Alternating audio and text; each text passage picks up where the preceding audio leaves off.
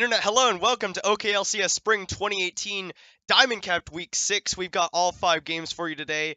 We're getting down to the wire. We're getting to that point where, Yeah, past the middle point of the season. yeah, past the midpoint of the season, teams are starting to, stratify out. We're going to figure out who's going to make playoffs here fairly soon.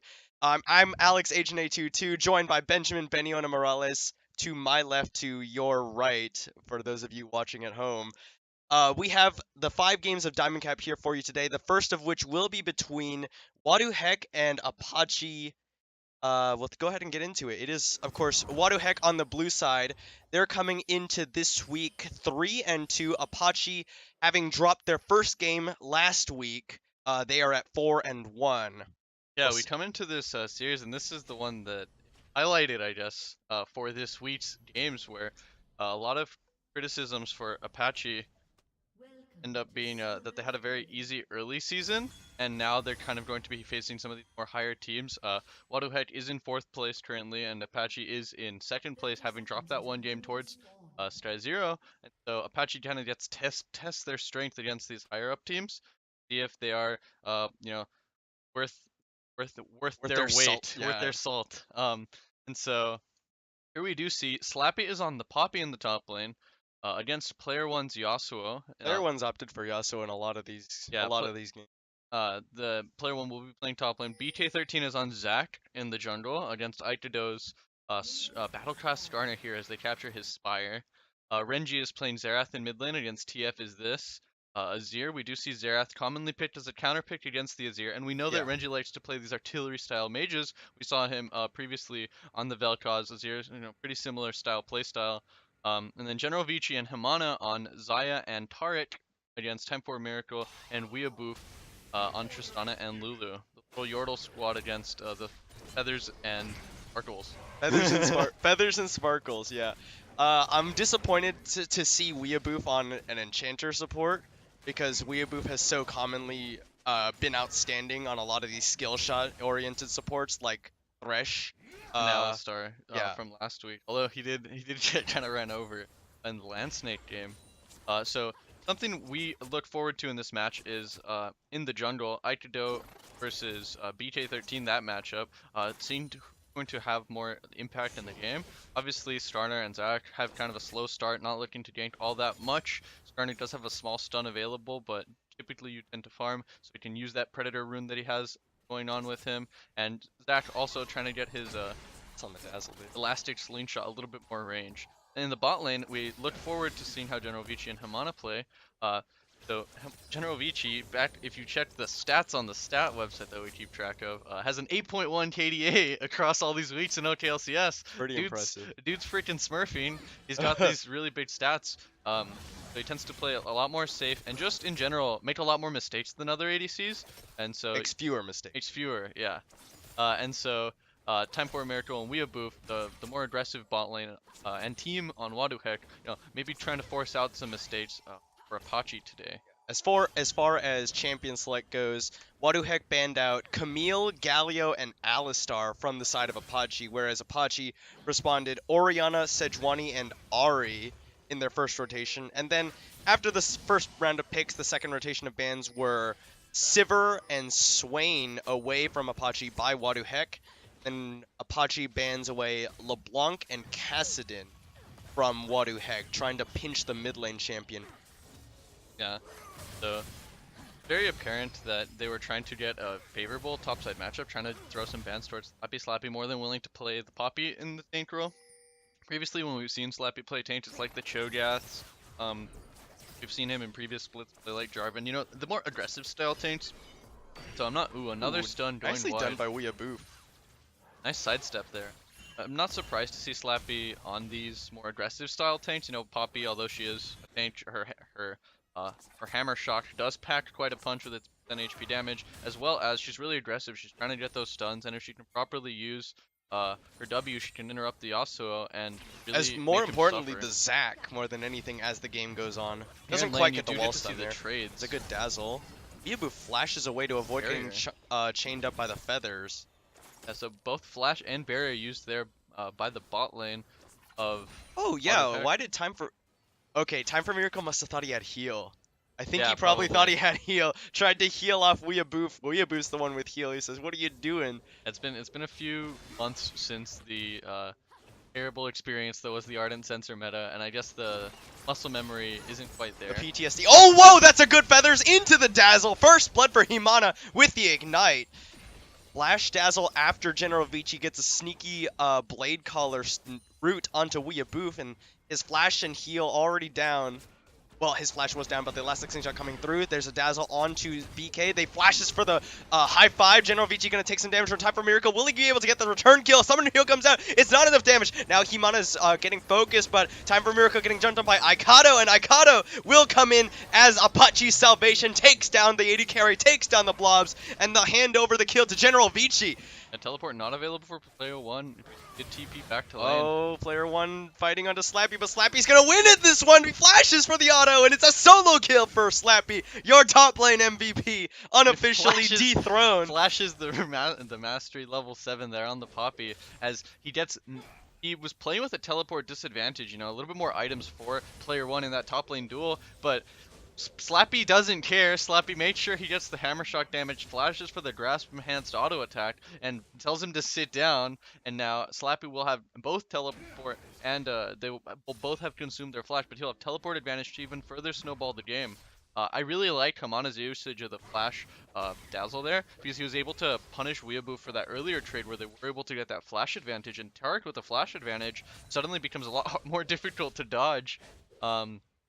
So really nice punish there from General Vici and Hamana, and then BK trying to come get some revenge kills but was unable to find any, and Aikido getting that read very nicely, having the boot already purchased, was able to predator his way down into the gank and pick up the revenge kills. Oh, hold on a second, because TF is this. He's gonna Emperor's Divide Renji under tower, flashes over the wall. Out of mana, TF is this cannot continue to pursue that trade. Yeah, TF is this out of mana, and Renji also stunning a minion, so that'll be a flash for a flash in the mid lane. You have to think that that favors the Azir, who does have the mobility shifting sands available. However, he will not be able to run away from the Skarner as easily with the ultimate down. Yeah, the dazzle will land on Time for Miracle, but General Vici a little bit too far away to really punish him for that. Predator coming off cooldown now for Skarner as he approaches level 6. Oh, right at the Arcane is almost about to take out TF as this. He got him very low, but TF as this holds onto his summoner heal, will be able to back away. Aikido still level 5 in the jump. Hitting 6, does have that crystallize and his ultimate available in order to gank somewhere. I'd expect him to want to gank potentially the Yasuo. It is the more overextended lane, the one that tends to be aggressive, but I could also see him trying to give some attention mid lane. Yeah, especially with a no flash Zerath as Zac.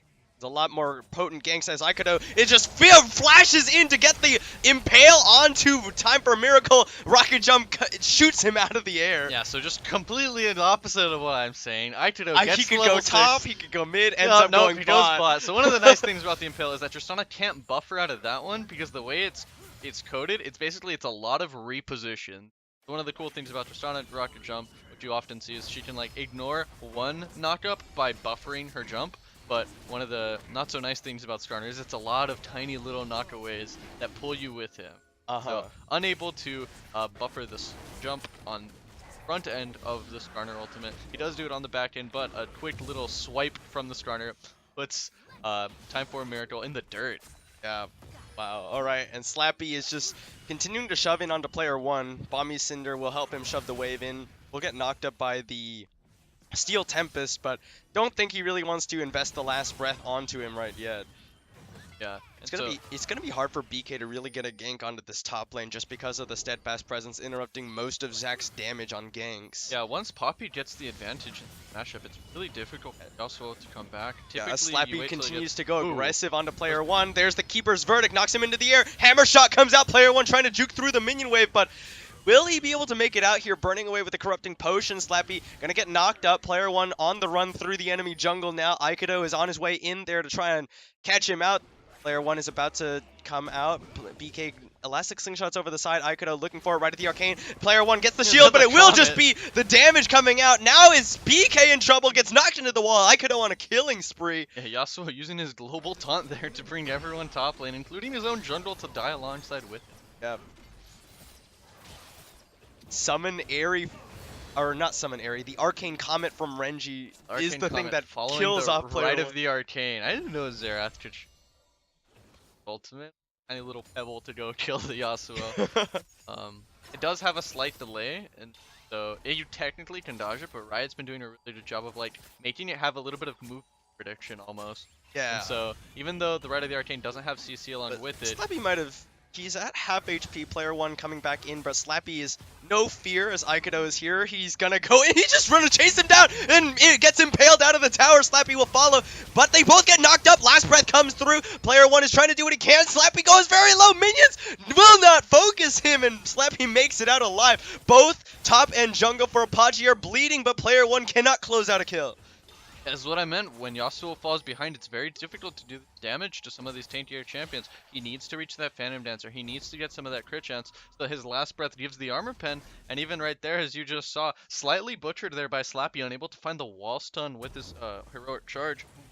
But that was a good turn by player one nonetheless. He will be scaling and eventually be able to start dueling Slappy again. But right now, while he's behind, it's very difficult. And he's just trying to farm and finish up his goal that he has purchased at. Yeah, he actually, I think he started the game with a call. Yeah, he started it, and then he bought the Doran's Blade after, but he will be hopefully finishing this up and accelerating his build towards having the double crit, because once you get that Infinity Edge and the Phantom Dancer, every time you ult, it's basically like having a free Last Whisper, which helps a lot in these tank matchups, especially when Poppy gets really low. She gets that bonus. BK is trying to look for it. Oh, anti-synergy! Renji gets knocked into the enemy side by the Emperor's Divide, but that means the Elastic Slingshot misses. Now, do they have the soldier damage? They're stuck there. We'll just see the Rift Herald. Here comes Himana. He's going to use the Dazzle. Doesn't find anybody, but Aikido is coming around. Now, BK has to run out the other side, but now TF, as this is in trouble, doesn't quite find the auto from Aikido to get the stun. A really weird way of making that gank happen. So not only was there anti-synergy, we also saw BK use the Let's Bounce to jump over the wall to try and gap close, only to blue smite Renji, but then get blast coned away. That was a very awkward gank there from BK. Almost makes me want to ask like if this guy plays a lot of Zac or not. Slappy is gonna go aggressive onto player one again. Corrupting Potion, amplifying that trade ever so slightly. Yeah, he's making good use of the Poppy Shield, Poppy Buckler, bouncing it and then picking it up in the middle of the fight. There we see the Windwall does block it. That's a nice way to deny Poppy some damage. She is Himana looking for the Dazzle, does find it onto Weeaboof as player one goes aggressive onto Slappy, but Slappy pops up the Steadfast Presence, will knock him into it. Player one doesn't quite have the timing, and he'll just solo kill him again. But time for Miracle, he got the Wild Growth, but here comes Aikado. Summoner Heal comes out from Weeaboof to keep them safe. That will be a Predator for a Summoner Heal exchange, which does favor the Predator. It's on slightly lower cooldown, and additionally, usually we see a lot of the starters run the Ingenious Hunter to get more wards out and to get more Predator charges off faster. And so one of the nice things about this patch, obviously it's being played on 8.4, is that we get to see Flash Dazzle from Himana. Time for Miracle, gonna get taken very low. Summoner Heal, or Summoner Ignite used by Himana. General Vici will get a few more autos off, but the shield coming out from Weeaboof. Time for Miracle is going to survive that one. I was very close to getting the root there from General Vici. That probably would have meant Summoner Barrier has to come out, as they are running both. And so back to what we were saying about the lack of wards, like green wards that you can purchase, does tend to like favor the starter who does like to get more trinket wards out and sit on that yellow trinket a little bit longer. It synergizes with the Predator build that he is running. Allowing the map to be a little bit more lit up, and as you can see, him have a one more vision score than BK13. Aikido coming down here, they're gonna force down this tower with 3. Yeah, that does look like it's going to be first tower blood for the side of Apache. Yeah, BK is gonna try and stop it here, nor not. He'll just watch it go down. Yeah, off of a lot stronger laning. Well, that will be shared tower gold. What it looked like as Slappy trades aggressively. We see there the Grasp out trades the Yasuo regular auto attack. It's usually when that starts happening, they start getting depressed as Yasuo. Then you can't match auto to auto against a tank, and it's like, well dang, why did I even pick Yasuo? We do see he's about to finish up his goal. That will be a large surge of gold. But speaking of gold, Renji has to flash away from the Emperor's Divide lest he get knocked into the enemy area. But all they had for backup was Weeaboof, so curious as to how much damage that would have. Yeah. Speaking of gold, the gold is currently at 3,000 3,300. 3,700? Close enough. Something like that. 3,700 gold in the lead for Apache currently. Those two goals being canceled out as we see General is.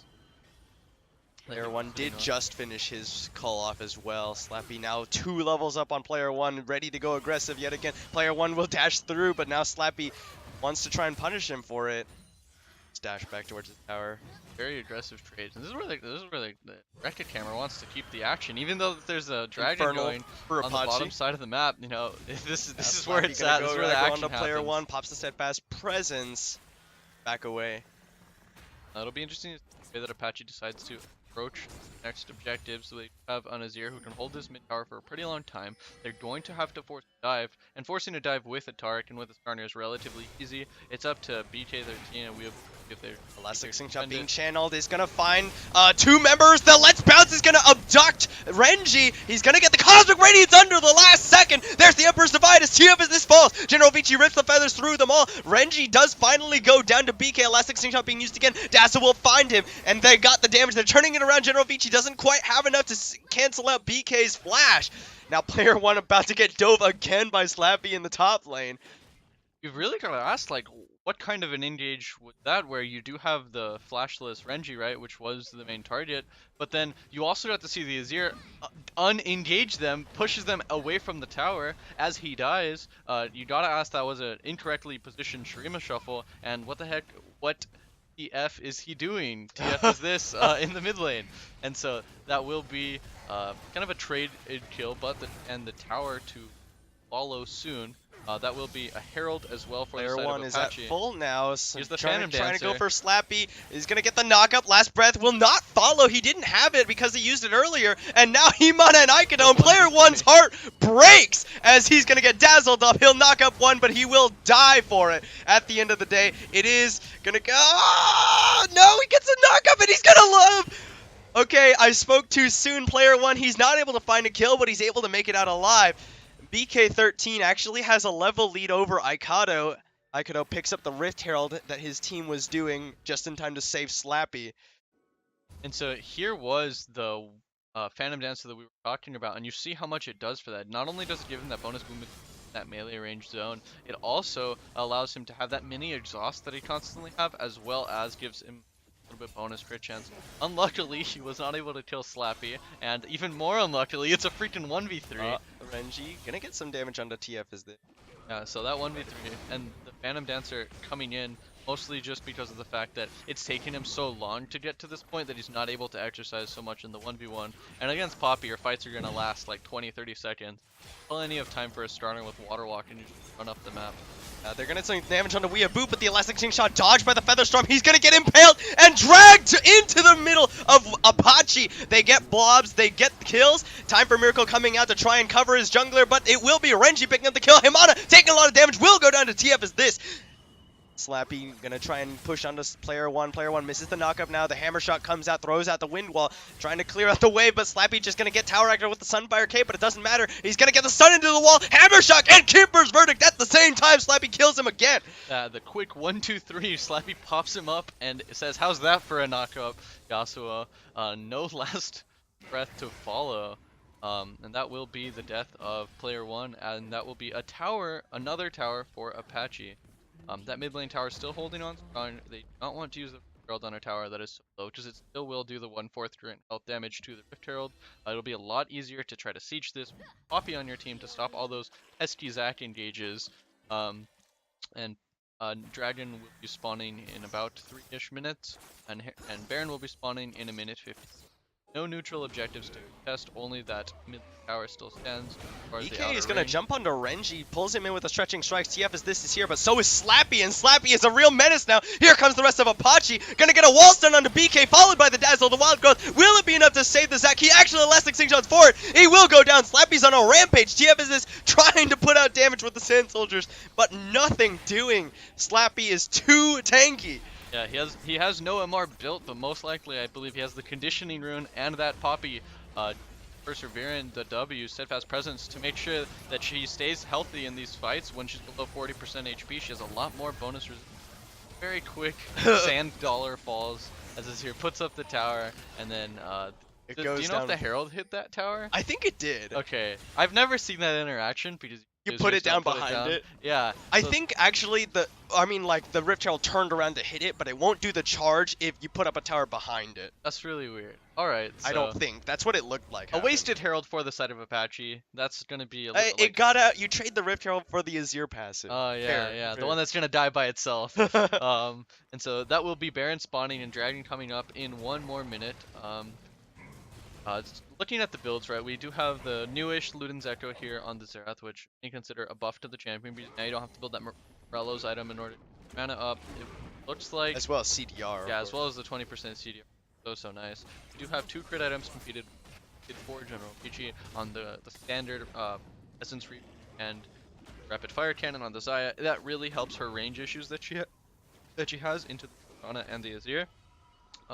Most likely follow it up with an Infinity Edge, so she can really, rip people apart with her feathers. And then we are seeing, 2 also crit items come out for Tristana. However, she does not have the Ninja Gabai that Xayah does, and I'd really like to see General V built here. You are threatened by the Yasuo, and you are usually threatened by an outranged Tristana, who's going to be auto-attacking you a lot. Iceborne Gauntlet for Slappy too, just to make him push harder. General Vici gonna come forward. Yeah, push harder and hit harder in these trades. One of the nice things you can do is you can actually throw the buckler with the frozen gauntlet proc, and then it'll hit them and put the little slow under them. And there you get to see the size of the circle that it places on the field. She's below 40% HP. It's a little bit bigger. Yeah, player 1 is going to get wall stunned into Slappy onto his own tower, the Betrayal, and he's going to get a knockup, but he won't follow with the last breath. He knows that he doesn't have enough damage to kill off Slappy, and Slappy just going to come forward, takes a tower shot. Doesn't matter to him. He's got 2.5 armor items if you count the Ninja Tabis. Player 1 about to go in. BK13 is coming around, but he cancels it away. Slappy charges a minion. They are on Baron at the moment. Baron started up by Apache on the other side, but this is where all the action is. Flash Impale! He Emperor's Divides and pulls him away, and the Wild Growth is not enough to save TF as this. Player 1, meanwhile, getting soloed out on the bottom side. Aikido is going to try and take some damage from BK, but BK now has to let's bounce out. He'll get stunned up, and he'll get taken out. Renji comes in. Slappy teleports in after killing the other top laner. Weeaboo is going to try and get the redemption. He gets the heal up. The Flash Dazzle misses from Himana. Weeaboo flashes away, throws at the glitter, and says to try and slow them up. Time for Miracle and Weeboo run for their lives. The flash from Time for Miracle doesn't want to get stunned up by Aikado. And so you got to see a very brief glimpse of Aikido. Now that he has finished that Righteous Glory, did use it to go onto the Azir, and the Azir pushes himself away with his own soldiers on his wall because he cast it, but the Impale went through, and so he gets pulled along, dragged away. It's almost mutiny or a rebellion against. Yeah, the soldiers in the wall are just like, farewell, my king. And so that will be a Baron for the side of Apaches. All 5 members do pick that up. And so Slappy, who has been winning that 1v1, now itemizing a little bit of MR and I guess health regen in the Spectre's Cowl, will be able to, use that Baroned up wave in order to take some towers, popping not the best at taking towers, but as you see, is doing very, very well in the 1v1. Player 1 still has not finished that Infinity Edge, but he is sitting at 100%. That's just how Yasuo goes when he has half of a crit item finished, I guess. Or 1.5 crit items finished. Renji now picks up the Liandry's mask here, and so what that will let him do is that'll let him kill that Zac a little bit easier, who currently has no MR, just has a bunch of HP. And then General Vici, working his way towards that Infinity Edge, and a Locket completed, and a tier for Himana. We see picked up a lot of the times on these winning teams. I'm interested in seeing why we're not seeing, or maybe this was just played before, you got to see a lot of the amateur games, but there was so many Banner of Command builds that, and so in a game where you're winning, much like you build tier on Taric, you build a Banner of Command, you pump up a Baron siege minion, and then it's just, the tower dies in like 8 shots or something. It's absolutely insane. Potentially gonna be nerfed in the near. Use it while you can, haha. Just like the Zac bug that it did get hot fixed actually. The Zac X Flash bug. Slappy level 15 to player 1's level 12. Gonna have a hard time here. Elastic Slingshot being channeled is not gonna find any member of Apache, but the Dazzle will find the Zac Root Collar as well. Now Slappy's gonna try and ignore player 1. defending his siege minion, and he's just gonna try and kill player 1 under tower. There's the charge in, the redemption coming through. Player 1 will die to the Keeper's Verdict, and Slappy picks up a big shield. Now the rest of Apache is here. Icano pumps the Righteous Glory, but he will not be able to find anybody with the Impale. It's just gonna be Slappy turning back onto the tower with the Baron up wave. No damage members there means that him going for the... Oh no, there's the kid. Oh, TF is disabled to flash away after the Wild Growth. BK13 comes in, slaps 2 of them together, but here's the Cosmic Radiance. Let's bounce. Only gonna abduct Himana, but now Himana is right where he wants to be. Right, the Arcane is coming through. It's raining down on all the members of Wadu Heck as Slappy comes and solos out Time for Miracle under the tower. Another really nice push there with the Baron minions, and that will be an inhibitor that falls potentially 2 as they go towards the bot lane. 25 seconds still on Time for Miracle. No ADC available, but Yasuo's here. Oh, and denied. the Steadfast Presence denies 2 dashes. TF Business gets in and bursts to fight, and now they've cut onto General Vici, but the Featherstorm will keep him alive. Summoner Hill comes out. BK is doing everything he can. Elastic Sync comes through. The last breath not available. He'd already used it, and there will be player 1 dying again. General Vici on a rampage. They chase away BK, and we approve the second inhibitor to fall for Apache. And these deathless games, you see General Vici alive through all of that. That is how you get that amazing KDA that we were talking about earlier.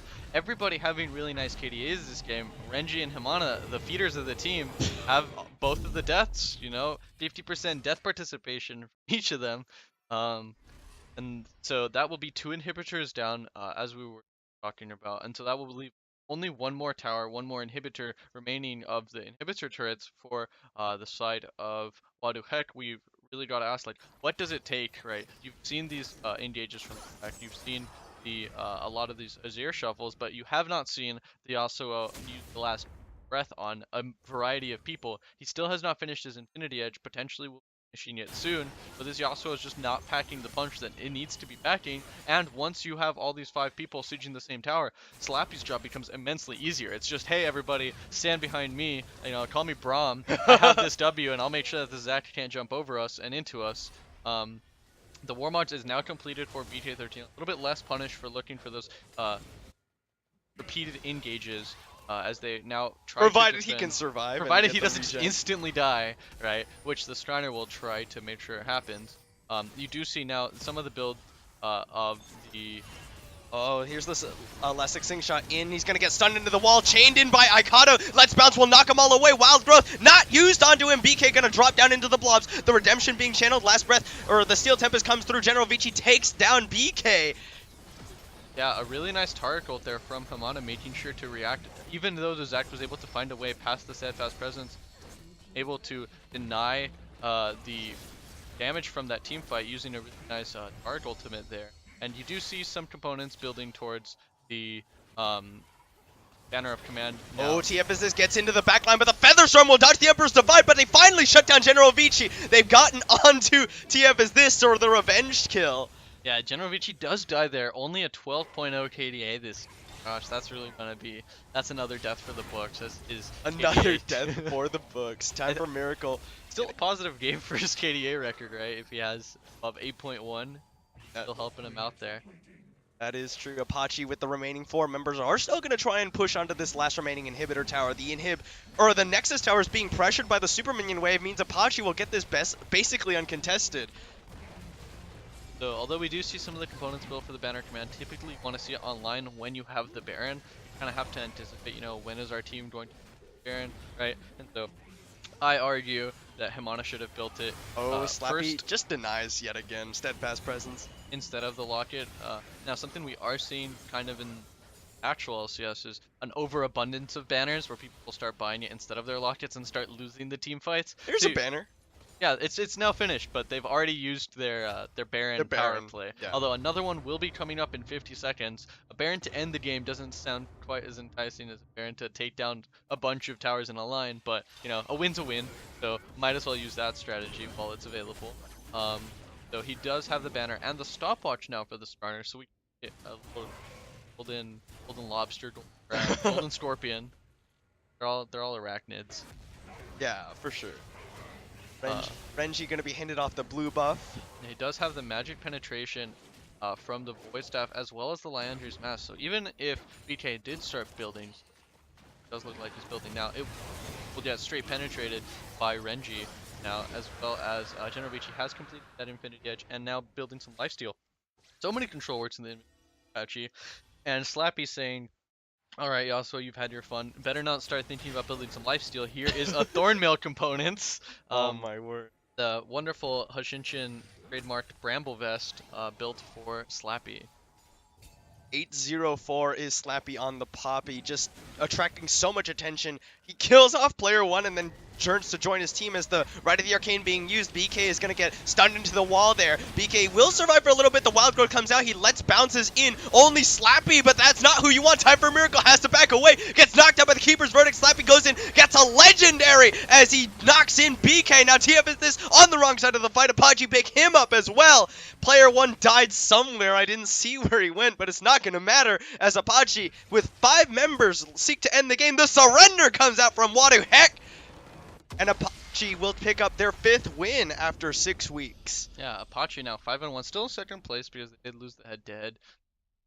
Well, pending Sky Zero. Pending Sky Zero. Potentially still 2nd place, depends on if Sky Zero wins. I have not seen the but yeah, that's a very, very, very good victory for the side of Apache. Only 3 deaths dropped. On the feeder list is Renji, General Vici, and Hemana, but you know, their KDAs will be. Yeah, this was a huge KDA booster for Slappy. 10-0-5 on the Poppy. And, you know, player 1, he got the 2 crit items, but just a little bit too far behind at that point where he finally completed them for him to really make any use of his split push pressure. In any case, it will be Apache taking the victory over Wadu Heck. We're going to take a short break before we get into the second game of the night, which will be between GSM and United is One Diamond. Hope to see you in just a few minutes. Thank you all for watching.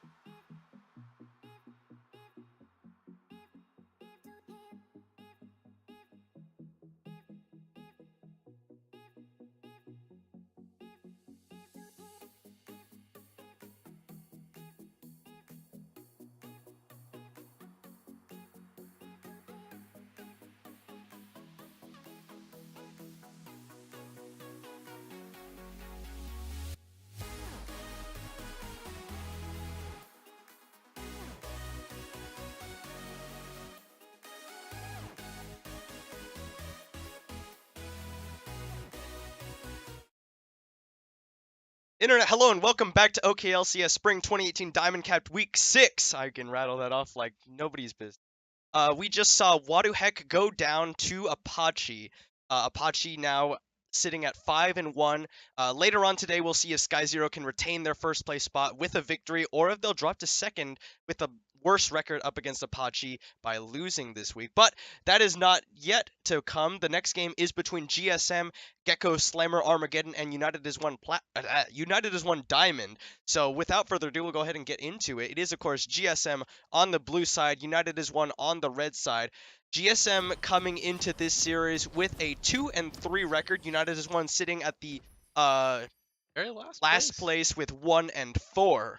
So one of the things that is very new, you might see a new face here in the top lane, although a similar pick, Impressive, or L Impressive. So that's an L. Right? It's L Impressive.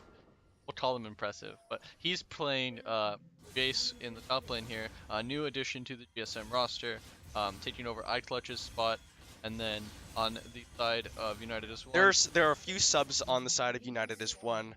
Their subs are not permanent replacements, as is the case on the side of GSM. Lupa. I want to know. Lupa. I don't know if that's like a play on my hometown's name, which is Sapulpa. It's right next to Tulsa. I don't know if that's a play because it's exclusive, or if it's just happy coincidence. Happy coincidence. And, there are no accidents. Yeah, and then Trung Tiendo also in mid lane will be subbing out for a Dram Tour. Yeah. Alright, so on the blue side, GSM, they banned away Zaya, Nasus, and Anivia. From the side of United is one. United is one respond by banning away Gnar, Zac, and something. The ban didn't go through. I'm sure that United is one probably told GSM what their ban was. I couldn't tell you what it is. But in the second rotation of bans, GSM bans away Malphite and Alistar, and then Lulu Janna banned away in the second rotation by United as one. Yeah, and so we do get to see 8.4 Rise, which is victorious, at least this game. He's playing victorious Rise. So one of the nice things about Rise on this patch is that you can get the super broken Archangels, which also happens to give CDR, and a bunch of mana and a bunch of AP, all stats which Rise tends to like. And one of the things we also see is up in top lane, we have Yuna X Titus on Galio. Galio usually is played a lot more AP heavy in the mid lane. We do get to see him in top lane, and now one of the things is that back when Galio was meta top laner, he used to have a lot more base armor. Now it's a lot lower, and so taking a lot more damage from Impressive on his Jace, which does a lot of damage and is known to bulk out tanks, at least early. It's trading, but by now, Unix popped his potion and back up. He was running the Aftershock, so he can be tanky in these fights, and I'll be interested to see what Yuna X Titus does decide to build. In the jungle, we have USSR Mowgli on the Kha'Zix. Usually tends to pick aggressive jungles, and we have Shaq Daddy on Sejuani, looking to be a good front line for their team to combat Yuna X Titus' front line. We have Jack on the rise, which, as we said, is very strong on this current patch, and Trentendo on the Twisted Fate in the mid lane, running some of those minion dematerializers, which, if you've been keeping track of all the wonderful things that happen in LCS, there's the banner of the command. One of the things a lot of teams are doing is just holding on to your minion dematerializers up until someone banners a minion, then you eat it, just because as Twisted Fate, you mostly do spell damage to minions, and since banner command completely nullifies all spells, it's one of the ways to combat that strategy. Other champs that take it typically are the supports, because for the support you should offer your most sacrifice for your own build towards the team, reality that they're adopting, as well as some tanks that you kind of sit on them in lane, because a lot of the time the tank does end up building the banner. We see a gank here with the yellow card, a flash away by Yuna X Titus is going to use the Justice Punch to get back to safety. Will taunt up Shaq Daddy under tower, and he'll take a lot of damage on his way out, but nothing to worry about there. Goes back for that lost auto attack, doesn't actually find it, and then gets twice the tower shots that he was anticipating for that gank. And junked out, and we'll have to recall as USSR Mowgli goes and takes his bottom side jungle, picking up an ICS lead as he has 3 potential camps farm, 2 in red side jungle and 1 grab, as well as returning to his prompt. So USSR Mowgli with CS lead here, as well as warding. Now, one of the things also on 8.4 is the lack of Greek wards does hurt Sejuani a little bit in these Assassini matchups. Red Smite does offer a little bit of dueling power, but as the jungler, as the tank jungler, you don't look to duel the assassin jungler. That's a nice taunt there from United try to super rock the aftershock and a justice punch to run away. Mowgli will clean up at least half the Krugs bottom side, and then we'll be looking to kill the crab as Jack Daddy enters into the jungle of USSR Mowgli. They will be seeing each other in the river now. Oh, nice secure by Shaq Daddy. Just nice steals away the Scuttle Crab. No CS lead for says Jack Daddy. Give me my camp back. Now Mowgli will be finishing up his job, so he'll still have a CS, and he'll be able to back with a little better of a buy. Shaq Daddy opting, no root available. He does opt for the boots, and the health crystal helps him better. Healthier, having more HP means that you have a little bit more health in those games, make those dives happen, and maybe take 2 more tower shots than you should have and not die. So in the bot lane, we do see Mystic DK and Ari Panda on the Tahm Kench, and the Caitlyn looking to punish Buttersnap on Ezreal, and then Super on Braum. So normally, I don't know. It's kind of a hard thing because Braum and Tahm Kench are both melee supports that kind of do well against other melee supports. In most cases, the lane priority goes in favor of Braum. Just because Braum, you can have your ADC help stun the other person, whereas Airy Panda's Tahm Kench, you'll have to get the 3 procs before you can eat someone, and then more often than not, you want to use your eat to save your ADC in a lot of situations. As Trunktendo gonna look for the gold card onto Jack, but he won't find the range. Just stunning that poor caster minion. Be using lane as opposed to for the banner of minions that might potentially happen. Do you think is it just overall better to do it there, or do you want to be able to push waves harder by dematerializing minions? No, the problems when you have the cannon super minion that's been like sieged up with the banner of the command, that you deal 0 damage to, and it's just like, please God, kill this thing, because it will kill your tower in like 8 tower shots. So a lot of people have been like using either relic, shield procs, or Cho'Gath ults in order to try to kill the minions a lot quicker. This game, obviously, none of those tools are available. I've seen also some jungler smites in order to clear out those. Yeah, in order to kill out those minions a little bit more efficiently. All right. So Airy Panda and Mystic DK with the slightest of CS leads over G Buttersnap and Supaloopa. The tongue lash comes out from Airy Panda, just gives him a little lick. Yeah, so one of the things about Ezreal that was kept track of is that Ezreal's one of the worst ADCs in the game at winning a game if he is even on gold.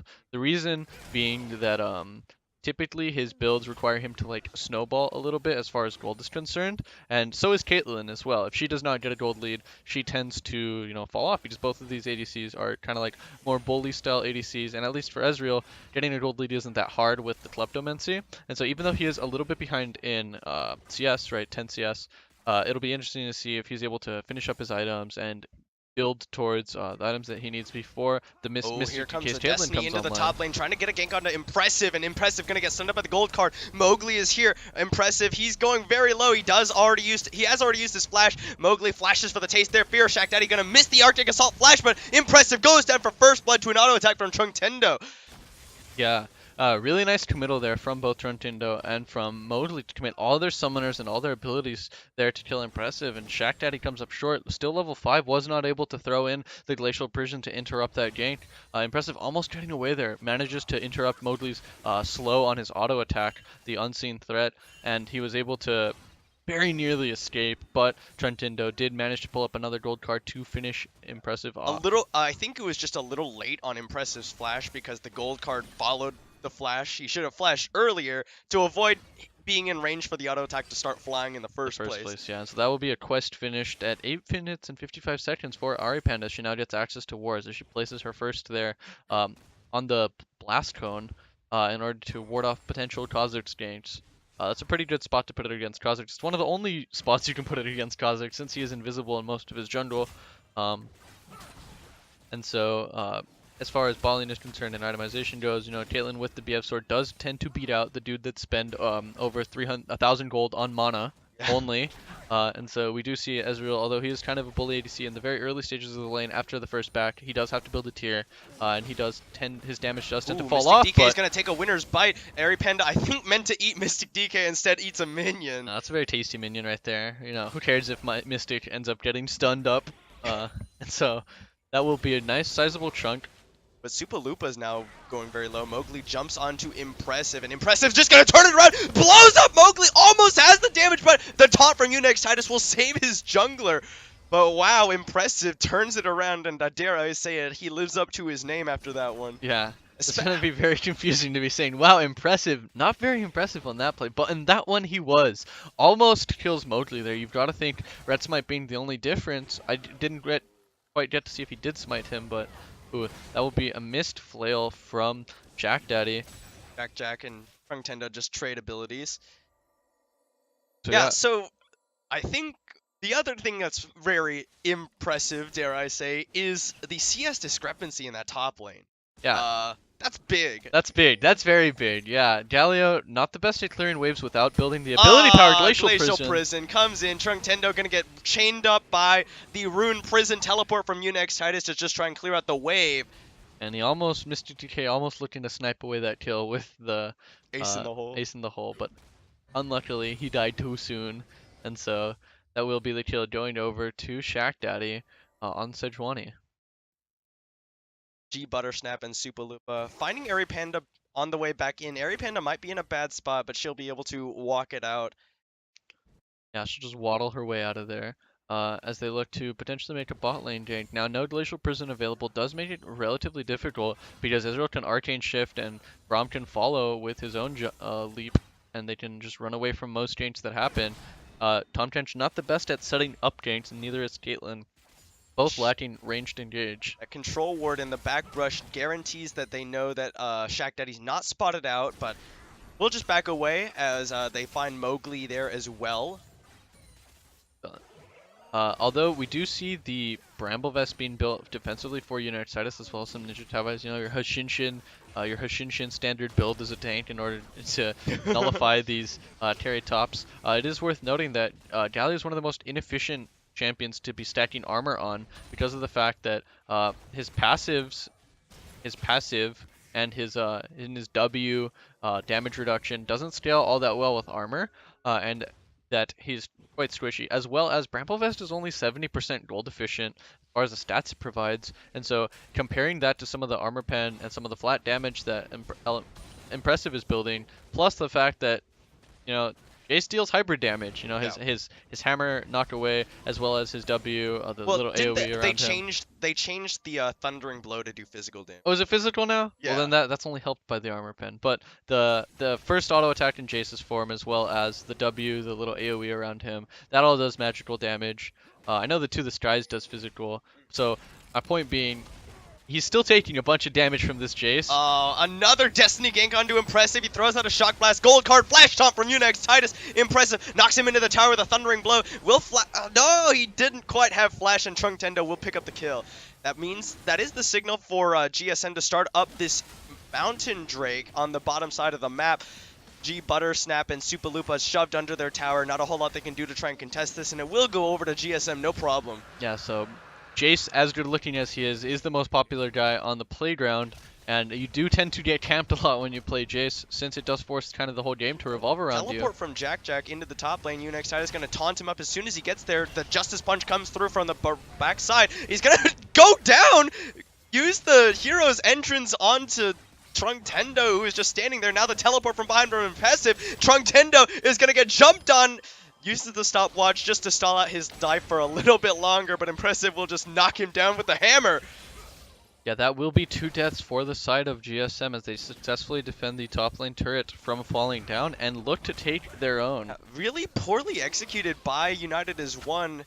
Tower, Airy Panda just tanking up the tower. The Glacial Prison absorbed by Super Lupa, so they will not find G Buttersnap with it. Super Lupa throws out the Glacial Fissure, will survive. Yeah, so an ultimate traded for another ultimate, as well as a lot of summoners for the side of United as one. Really nice trap there from Mr. DK, using it against Lupa there under the tower to get a little bit more damage off. As the Caitlyn, really nice to see a player that does weave in those traps in their combos. Oh, here we go. A teleport in the Onto gold card, or the trap from Truntendo. Really the gold early. card up Airy Panda, and that will be the death of that support. But now Mystic DK, he's the one who's got to get out of their gold card being prepped up by Truntendo, but they will not have the range. Rift Herald by Mowgli dropped in the top lane. I think it was probably just about to expire. Yeah, really early a devour there by Airy Panda, and she's the one that ends up getting stunned up and gunned up in the bot lane. Now, one of the things you don't like to see is when your support, eats you and throws you towards the enemy team. That got dangerously close there for Mystic DK, almost having to burn his flash as he was on 2 stacks of concussive blows, and that will be the top lane tower. Tower first does blood, not die. Wow. Tower first yeah, blood actually went down already for GSM. But they will get one back for United's one in the bottom lane, so 400 gold separating the two teams at this time. I'm surprised the top lane tower did not die there to the Herald. Impressive, able to auto attack the eyeball and turn it around. The thing about Tahm Kench is if you eat an ally, don't you only get movement speed running towards enemy champions? It's only towards enemy champions. You don't get movement speed just by virtue of eating your allies. It used to be that way, but they took that out because they were looking for ways to nerf Tahm Kench without making Tahm Kench feel bad to play, right? Even though he makes everyone else feel bad to play against him, that's what feels good to play about Tahm Kench, right? Is the denying. And so that will be another tower. Did he place a trap? Yeah, he does place a trap behind the tower, and that will be a trapped Galio. Yeah. It'll just be a couple headshots over to him, but they've got Mowgli here. Mowgli's about to jump onto them, just gets eaten up. The Destiny coming through. They throw down a trap. The gold card comes out. Justice Punch onto the support. The Mowgli flashing onto Mystic DK will finally get him. And Airy Panda now the next to fall. Gets caught by the gold card. There it is. Truntendo picks up another. Yeah, really early spit out there. From who knows, because it can be the ADC or the Tahm Kench that spits out the target, but we'll say it was Mystic DK just because usually you choose when you want to get spitten out by Tahm Kench. You do not want to be spitting out, while the Twisted Fate is still porting in, still holding on to the gold card. That will be 2 deaths for the side of United as one. Oh, a the blue realm warp card. being used. Shack Daddy goes in with the Arctic Assault. Truntendo is gonna have to flash over the wall, gets taunted up. The hero's entrance interrupted, and Unix Titus now the focus. Now Truntendo throws out a gold card. They kill off Shack Daddy as Mowgli leaps out onto him. Jack trying to get a return kill onto Unix Titus. Will pick him up as he flashes out to safety, throws out some more damage. The Abyssal Voyage coming in. He doesn't bring in anybody. Airy Panda all by herself. Ace in the hole. Will kill Truntendo. Secured by Mystic DK as Mowgli runs out, tail between his legs. If insects had tails. Yeah, another failed heroic entrance there as an escape mechanism from Unix Titus, trying to use this Galio ultimate in a way that's like it's not intended to be used, and also just failing them because he's always doing it when he's either about to literally die under tower or when he's about to get CC'd. It is interruptible, and it has quite a long wind up on it, and so something you're not supposed to do is try to use it like in the middle of a chaotic team fight, standing right next to people that can CC you. United Titus trying to use it that way. We do get to see the armor build from United Titus here. I do like it as far as this is what you used to build on Galio back when you would play him top lane. With the Aftershock, is you do get to build the Righteous Glory, and then you like Righteous Glory in at them as you're covering your face and taunting everyone. It's actually really, really scary in team fights, and it will complement either Mowgli or Truntendo Messiahing into the team fight as he jumps in or either Zanya's or USSR Mowgli jumps in and camouflages with the gigantic Galio circle overhead. I am interested in seeing how that plays out. The game relatively even now, only 1,000 gold deficit for the side of United as one. Most of the gold being on top of the top lane. 1,900 gold discrepancy between the two of them. And then a little bit of the gold discrepancy, being made up for with USSR Mowgli on the Kha'Zix. Having the slightest of lead over Shack Daddy, those shock blasts will hurt though. Now, the members of United's one sort of forced away GSM. They do have a wave as Airy Panda tanks it up. Glacial Prison thrown out into the Unbreakable, but it will stun him nonetheless. Hero's entrance being channeled. Will knock up 2 after the gold card. Now Shack Daddy on the run. Glacial Fisher dodge. That's a 4-man taunt from Unix Titus, but do they have the damage? Truntendo gets caught by a Yordle Snaptrap. The exhaust goes down, and now Mystic DK a little bit far forward. Needs to back away. United is one. They pick up the support, but they lost the tower. Jack gonna turn back some damage. There's the Rune Prison being used. There's a taunt. The Shield of Duran gets some damage reduction. Now they USSR Milligan jumps in, but gets immediately eliminated. They trade up. Impressive for it. Not a very impressive jump in there from USSR Mowgli, although a kill was picked up for him dying there. But a very, very nice ultimate there from Unix Titus onto Sapalupa, who did find himself caught out in that team fight. Sometimes you got to use them to escape, and it doesn't go so well. But sometimes you get a really nice ultimate, followed by that wonderful 4-man taunt from Unit X Titus, making up that gold deficit that he has. I was going to say earlier that GSM has the gold right where they want it, right? They have it on the Jace, they have it on the Rise. Sejuani doesn't really need that much gold to be effective, but then again, neither does Galio, right? You've got these gigantic circles that everyone's got to be scared of. Your auto attack, your Q, your W, your ultimate. All these things are very fearsome that Unite Titus has, and one of the nice things about the Bramble Vest, although they don't have much healers on their team, is that this taunt does apply that grievous wounds to everyone for that short duration that you're taunted. Yeah. Righteous Glory finally finished off for Una X Titus, complementing the Bramble Vest and the Ninja Tabis. And then that Duskblade, that's the scary one from USSR Mowgli, has swapped over to the red trinket as well.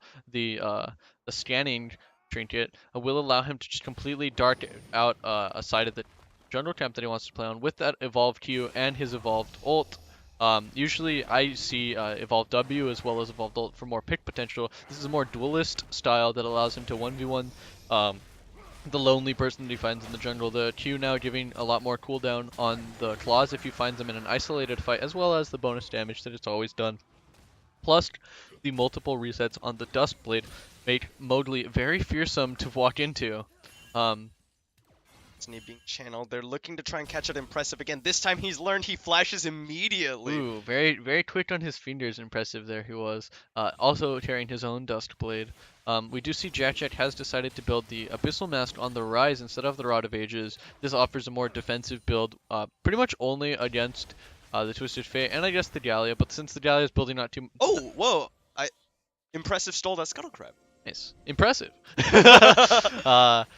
Since Gallia's not building too much AP, he won't be doing too much damage, but Jack still nonetheless is going to be very tanky with that build that he has right now. The Seraphs is now completed for Jack. One of the cool things is that I learned about recently was that if you look at the scoreboard, the way that the items work, the closer they are to the center. Glacial Prison goes wide, but they've moved DK and Jack into the back, and G Buttersnap just goes down, caught by the Rune Prison, and the trap. Supaloopa will follow. Double kill for Jack. Yeah, one of the hard things about playing with a Rise on your team is that you have to find creative ways to use this ultimate as a team in order to make good usage of the fact that if you're not doing that, you're basically playing a champ without an ult. Really nice teamwork there from GSM to find that double pick onto the bot lane of United as one. This is scary though. You've got Mowgli ready to jump in, but it's secured by Shaq Daddy. Now Mowgli actually gets saved out, knocked out by Impressive, I think, but Airy Panda eats up Unix Titus as he comes in. That's my kill, says Airy Panda. I'll take that one, thank you. Making sure that she uses the % max HP damage on her Devourer. Mowgli goes invis, has to hop over the side. Yeah, so Mowgli a little bit safe there. I think he still had his leap though, because they did blast drone in, so wasn't really too much fearing his death, but more of a Impressive saying, I don't like bugs, get this scary thing away from me. Hammer shocks him over. Prison will catch on to Supaloopa, throws up the Unbreakable to block some damage. And that will be the Baron, so this might be the banner command being built for Airy Panda. Every single Aegis now built into it, right? But it most likely will be the Logia. She's also built another No Magic. I like to see the teams in Oklahoma adapt to that style, right? But that is not... It's not happening right now with this Baron. Instead, they're sending Impressive, who does have that auto attack reset, as well as the really quick subsequent auto attacks on his hypercharge in order to knock down towers there, as well as the armor pen to knock down the towers. It is a banner. It's a banner. Oh, hey, look at that. And another Aegis. Let's go, dude. That's perfect. So, Airy Panda adapting very quickly, picks up the banner, and this is scary. We're going to get to see a Baroned up banner minion.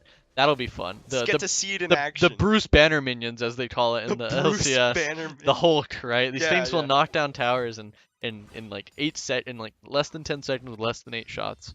I've also seen Nunu's do it and then blood boil the minion instead of their ADC in order to get like way more damage. Yeah, because the attack speed, it does modify the minions, so it looks really funny. And so Jack now doing the double rod build, most likely going to be finishing up a death cap soon. Supaloopa phase checks into 2 members of United as 1. The Realm Warp into the backline, and Jack is now in the middle. Hero's entrance being used, and then Jack is exhausted. There's all of United as 1 jumping onto Jack. He's going to get stunned up by the gold card, but the taunt doesn't have the range. Justice Punch will, however. Glacial Fissure comes through. Jack turns around the damage. They kill off Super Lupa. They've already killed Unix Titus as well. Mowgli somehow died. Trunkendo, you're going to use the Zanyas just to die immediately afterwards. So in the chaos of all of that, a melee minion ended up getting bannered, and that's what you got to see, right? So not the cleanest Rise engage there from Jack, but they did turn it around.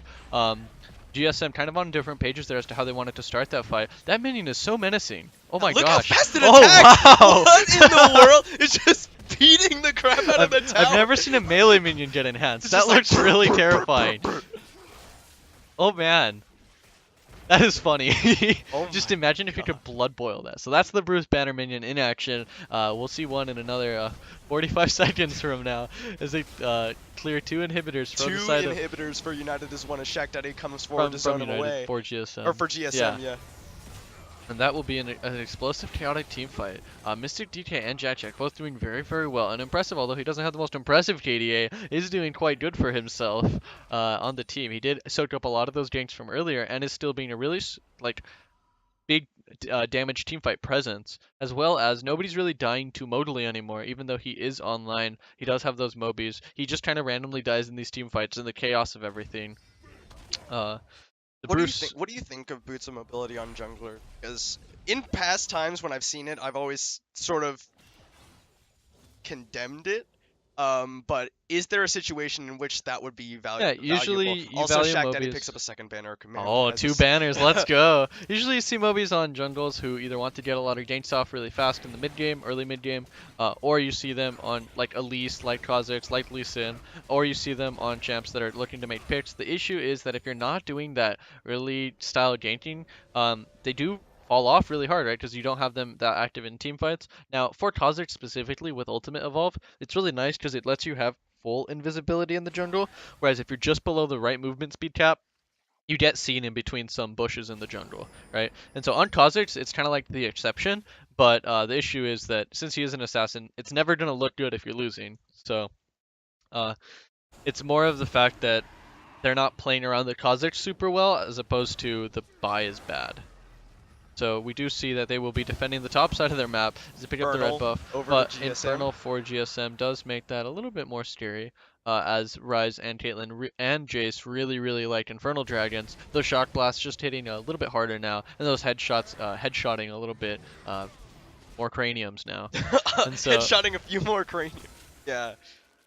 Impressive, taking that ward. That'll be mine. Or Mystic DK taking the ward, saying that'll be mine. So will the other one over the wall. He's now at 3 crit items. This is when Caitlyn gets really scary. No less Whisper, so Unix Titus will be able to tank him up for quite a bit. But that is the only one, as Sapalupa not really having the most tanked items, right? He only has the Lotte and the support. And G Buttersnap has actually delayed his Trinity Force for the Blade of the Rune King, which probably suboptimal there. There's going to be a Realm Warp into the back line, into the tower, but Unix Titus gets another 4-man taunt off. Mystic DK is going to go very low. Will get eaten up by Airy Panda. Impressive goes in. The hero's entrance being channeled on the Super Lupa. Unix Titus is the first one to fall. They killed off Jack as well. And there's the flashback for Mowgli to pick up Mystic DK, who's trying to run away. Shaq Daddy and Impressive kill off too, but they lost Airy Panda. Could not even Grey Hell. Destiny being popped.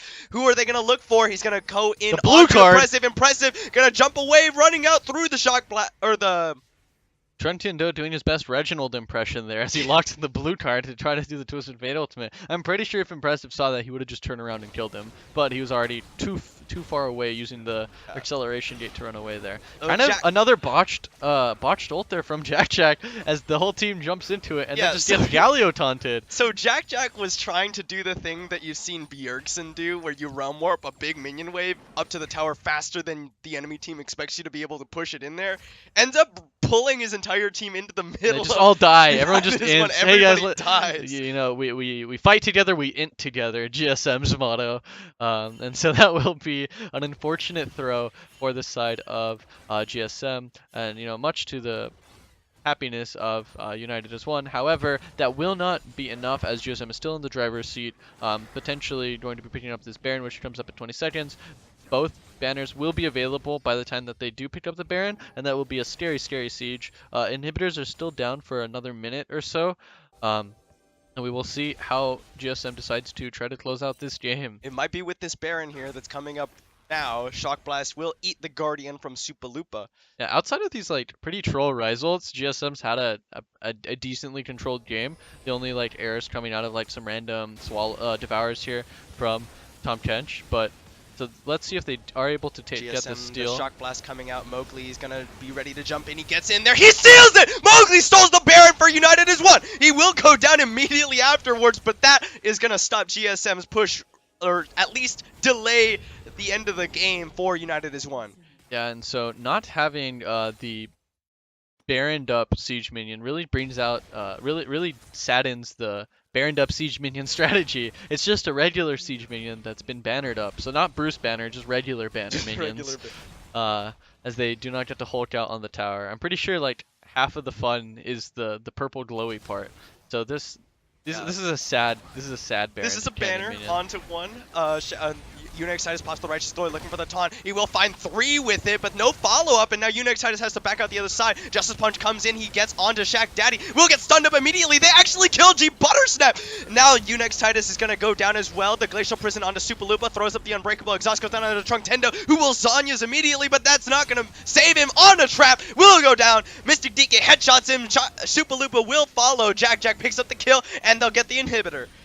Yeah, kind of a thrown throw for the side of United as one. You know, they do get the Baron so that they can delay the game, but instantly try to go for a team fight. You gotta remember that was an engage from Unix Titus there as they were defending. You know, why don't you just wave clear using your Twisted Fate red cards and using your Winds of War from the side? Gonna try and go for the miracle play, but he will get CC'd and taken down. Headshot for Mystic DK as he ends the game. GSM will take the victory over United as one.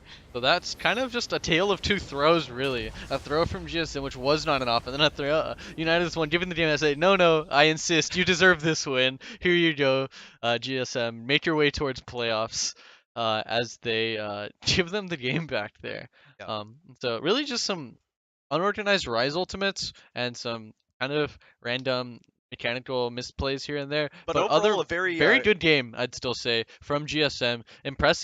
Impressive in the top lane. Impressive. Nicely done. A way to break in the top lane, the new top laner on the side of GSM. We're going to take a short break before we get into our third game of the night. Thank you all for watching, and we'll see you in just a few minutes.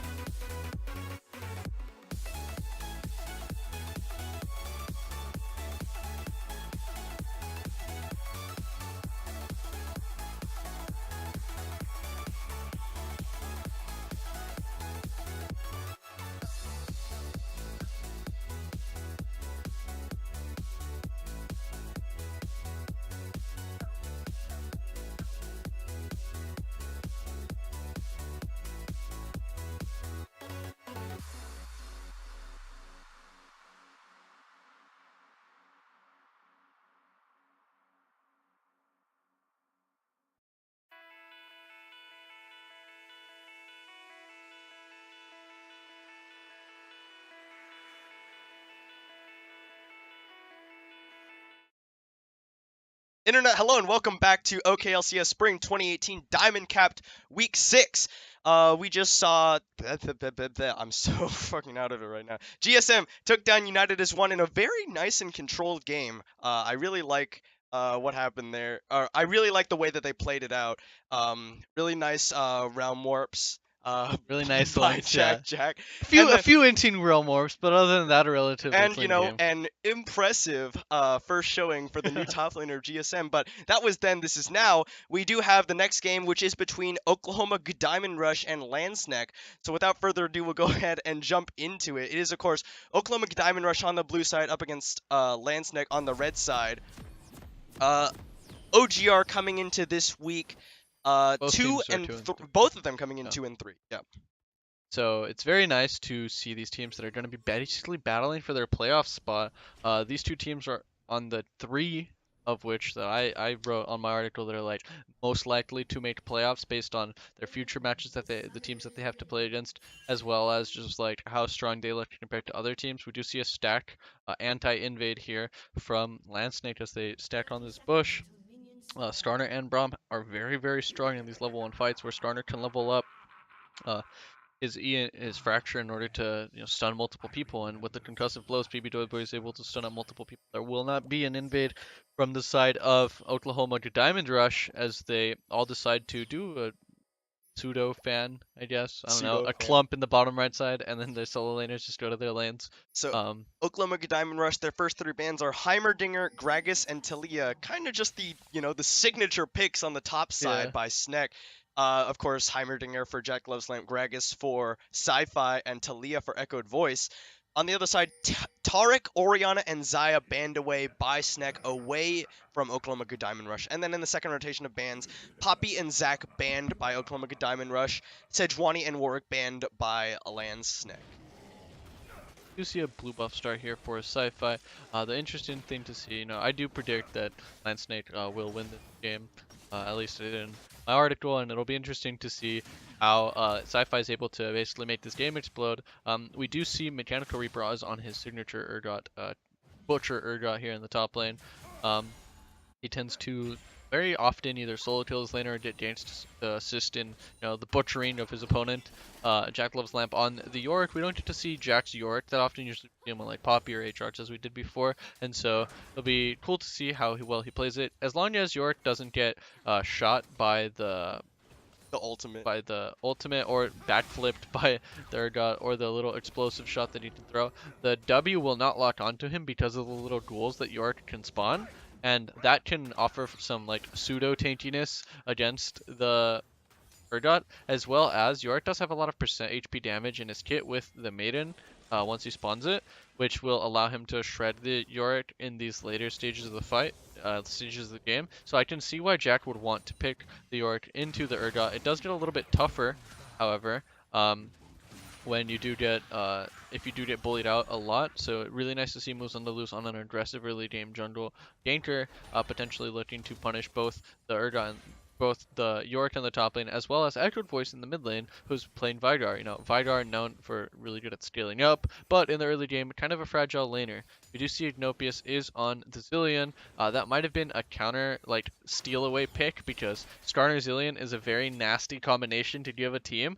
The Zilean also counters the Skarner's ability to kidnap someone away and kill them and goodbye. But now as Zilean you can just kind of press your ultimate on them, and if they die during that kidnapping process, they'll respawn and maybe you can team fight around I them. also think it's in general a pretty good pickup against Vigar as well, because you can kind of tell Vigar's ultimate, his biggest burst is an execute. So you can kind of tell, oh, he's probably going to press R on that guy. I should put my R on that guy and he won't die. Yeah.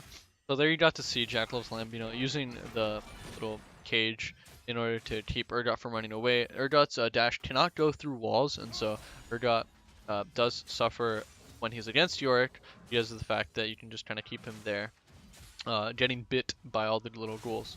Sci-Fi hanging out in this top side as Jack is going to get the slow on to Mechanical Reaper. Will not quite find the Dark Procession to trap up Mechanical Reaper. Yeah, he does manage to get outside of the walls before the walls come up, and so he was able to flash headbutt from Takeshi Kovacs. It'll pulverize, or a headbutt at PB Doughboy back towards the team. Rocket jump onto him. He will get stunned up. The flag and drag does not find him, but it will be the flash from PB Doughboy. Trueheart very aggressive. Rockets into the tower as Karamat will turn some damage back around.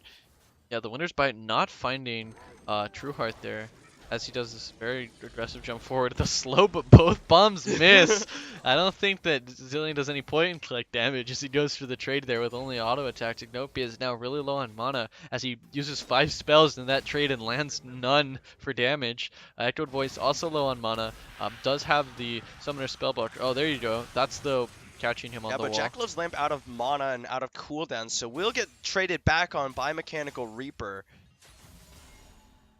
So these trades that Yorick is trying to do cost a lot of mana, right? He has to make sure that he casts the he needs to stack up 4 duels on the wave, as well as throw that pocket sand out, as well as make the walls come up. Tried to look for something bottom here, but we'll just get chased out. He actually pops the Predator. We'll get the slow onto both members of Oklahoma Diamond Rush. The Winner's Bite will follow. That'll be a chain stun in onto Takeshi Kovacs. He's going to look for a stun backwards, but Sci-Fi flashes forward. He gets ignited Summoner Heal. The first blood goes down in favor of Oklahoma Diamond Rush. Takeshi Kovacs just walks it out. A very aggressive overgank there from Sci-Fi as he decides to dive, at level 4. Oh, the Yorick does get solo kill for Mechanical Reaper onto Jack. The Yorick does get butchered by Mechanical Reaper in the top lane. I never quite noticed. This is a very nice name for Mechanical Reaper to have if he is gonna play Urgot, right? Like he's kind of like got a lot of mechanical stuff going on with his name. The chainsaw, the Reaper, right? I don't know. That's pretty cool. I never noticed that until now. And so that will be for 2 bloods going for the side of Oklahoma Diamond Rush as they now get leads in their top and bottom lanes. Sadly, the kill does go over to Takeshi Kovacs. I guess that's a little bit more health or armor that he was able to buy there. But the death of Jackalove's Lamp in the top lane will mean he is out-itemed and outgunned right now. He did buy a Sheen. I don't really know how I feel about that one, mostly because that's a lot of money sunk into like an aggressive item that doesn't actually provide any defensive tools when you've already started losing the lane, right? He did manage to push out the wave. He did have to blow his teleport. Mechanical Reaper saving his teleport for a little bit, taking the CS that he'll catch right here. So, another Jack gank. is just going to phase check into Moose onto Lucy, pops out his ultimate, but it's hardly going to matter as he gets flipped around, and he will get slowly taken down by Mechanical Reaper's Purge. Yeah, so that's not what you want to have happen when you teleport back to lane, is instantly die again. Jackalove's Lamp will die, will have the wave in a very, very uncomfortable spot, and then learns his lesson, says, maybe I need some armor, buys a cloth armor. Yeah, Sci-Fi gonna try and force yet again onto this bottom lane. He was popping the Predator now. Takeshi Kovacs will knock him up with the Pulverize. The Winner's Bite comes through. They stun him up. They chain him up with the concussive blows as well. But Sci-Fi taking a lot of damage from Trueheart. And here comes Mechanical Reaper after the teleport. Rocket jumps onto Sci-Fi and Trueheart takes him down. Primordial Burst in the meanwhile has killed off Moose Andalus as the Rocket Jump forward from Trueheart. 4 members of Oklahoma Diamond Rush down here. Mechanical Reaper gets stunned. Will miss the ultimate. Trueheart now taking tower aggro. Will it be enough? Yes, Karamat takes down Trueheart. The overgank from Sci-Fi, followed by the overgank from Trueheart. Yeah, the over-aggressive as Moose Andalus dies to Echoed game. Voice kind of randomly. Yeah. This has got to be the worst case of deja vu that I just got. I just saw another Predator starter run into the bot lane, do the exact same stun combo into the Alistar, and then another failed dive, luckily from a different team this time. Sci-Fi going for the kind of like re-tilted gank as he goes onto the bot lane. The Sci-Fi special, right, where if his first few ganks start failing, oh gosh, he's going to be in for an ugly game. He does start building some Ruby Health Crystals in his inventory. His W has a health ratio, so I guess that has a stronger shield now. It looks like he's going to be either maybe building the Cinderhulk, maybe building a Triforce. Who knows, right? Health Crystal builds into like almost everything. Another kill though for Mechanical Reaper. As he jumped down bot lane. I don't think he helped kill Sci-Fi, right? No, he did not. No, but he was there. Yep. He was there. He got to witness it. And then nice pick-up kill for Karamat as Trueheart jumped a little bit too deep with a little bit too trigger happy with those rocket jumps. That will be a 1,900 gold lead. That just changed as I read it. There you go. 1,900 gold lead. 2,000. I'm not going to read this. This is not a horse race. It's just a 1K gold lead in favor of Oklahoma Diamond Rush at this time. All right, so Mechanical Reaper doing his best to slowly build up a wave towards Jack. Jack does not have his ultimate available. Mechanical Reaper's ultimate will be coming up soon. So I'm interested in seeing how they decide to snowball Mechanical Reaper, who currently is the strongest member on Oklahoma Diamond Rush, if they decide to bring Moose Andalus and cage in Jack Loves Lamp and give him a taste of his own medicine. With the Cataclysm in top lane, it's a very big wave. It does not look like they're going to do that. Instead, Moose Andalus going to steal the Raptor camp and just let Mechanical Reaper snowball his own lane. He does have his ultimate available. I'd like to see him. I would have liked to have seen a very aggressive dive here. It would have paid off well. Ooh, Jack pops his ultimate after finding Mechanical Reaper in the Dark Procession. We'll have the Maiden of the Mist as well, so the ghouls jump onto him, but he's taking a lot of damage. There's the ultimate from Mechanical Reaper. Does he have the damage? Oh no, it will not matter because the Cataclysm will do enough, and he'll grind him up yet again. So it took a while for him to get up there, but he did, and he was able to manage to get the dunk damage, the Cataclysm, on the back end of Mechanical Reaper's ultimate. It does a few checks when you land the ultimate to check if they're below the execute range. You can manually make it recheck by recasting it, and it'll give you a little sound. But it does a final check at the very end when it wears off to see if they are below the 25% health execute range, which he was. Sci-Fi just barely missing stun interrupt in order to stop the recall there from Mechanical Reaper. And so in the mid lane, we got to see, one little death happen. Besides that, it's just been farming for Echoed Voice versus Ignopius. You've got to think this favors the side of whoever's team is winning, right? Because both of these champions facilitate snowballs very well. Zillion facilitates his team winning because they won't die anymore. Whereas if Zillion starts losing, it's kind of hard to stop everyone from dying when you can only do once every 2 minutes. And then Echoed Voice, obviously, can probably stall out games a little bit better from a losing position, but if it starts becoming too much, he will be starting to get dove on by the Jarvan, getting Mechanical Reapered by Mechanical Reaper. Mechanical Reaped apart. Another gank onto the top lane. Jack will not get caught by the Flag and Drag, but he will lose half of his HP. More than likely, he needs to recall before he just gets dove again. Jack Loves Lamp not having fun in top lane as his opponent has a finished Black Cleaver and he's sitting on Tabai and Sheen. A nice little headbutt there from Takeshi Kovacs to tell Karamat to lay off of his Dragon Trainer Tristana. So the only item completed right now is the Black Cleaver in the top lane.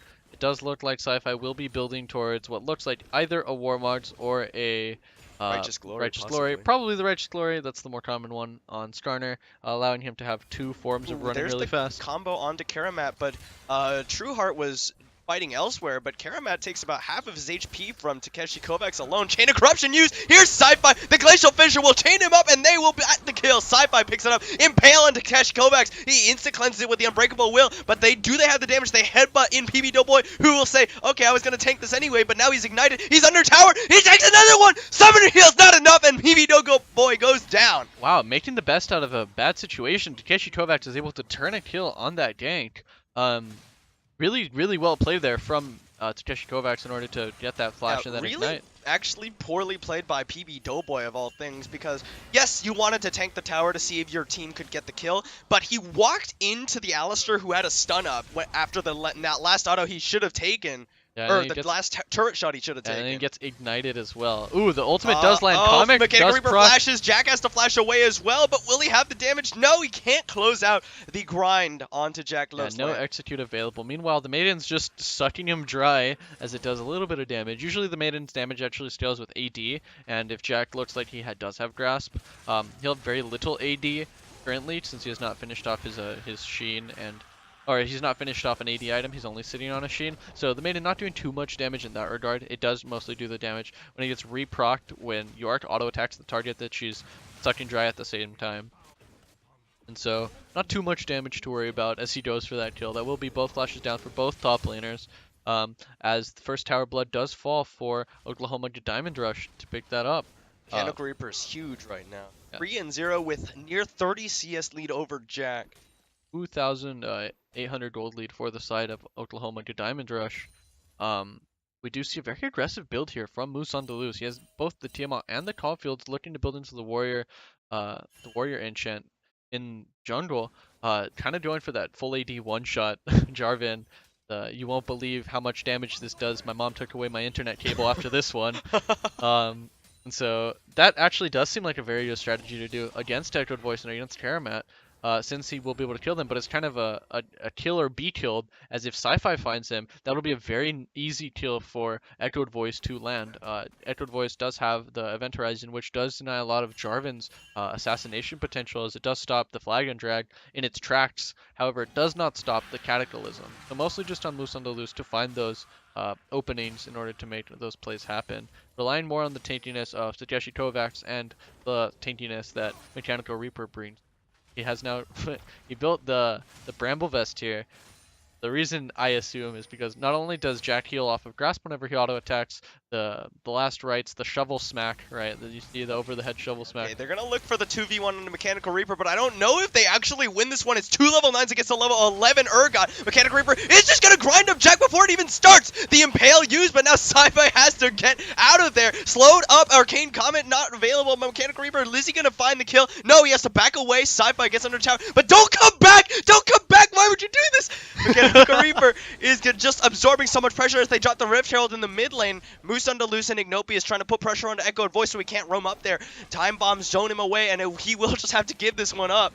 Yeah, Jack kind of getting a taste of his own medicine as he plays against another one-trick in the OKLCS League. Very, not one-trick, but very good at a niche champion. Takeshi Kovacs is going to headbutt away Karamat. Will stun him up with the concussive blows. Takeshi, he haven't broken the Unbreakable Will yet. Karamat throws out the Chain of Corruption. There's the Unbreakable Will. Glacial Fissure, do they have it? No, Karamat kills off True Heart, flashes away, gets the Guardianship from PB Doughboy. Takeshi Kovacs will get the auto stun up, but he doesn't have enough. He's stunned up. Gwinsu's Rage Blade, double kill for Karamat as he goes down to the Blue Smite from Moose on the Loose. Full AD Jarvan wonderfully going for the damage there. Oh, jeez. Oh, Jack Lamp has teleported down. He's got the Dark Procession, and PB Doughboy takes him out with the Winner's Bite with the help of the Maiden of the Mist. You won't believe how much damage this Winner's Bite did. Clickbait more to find out. He died.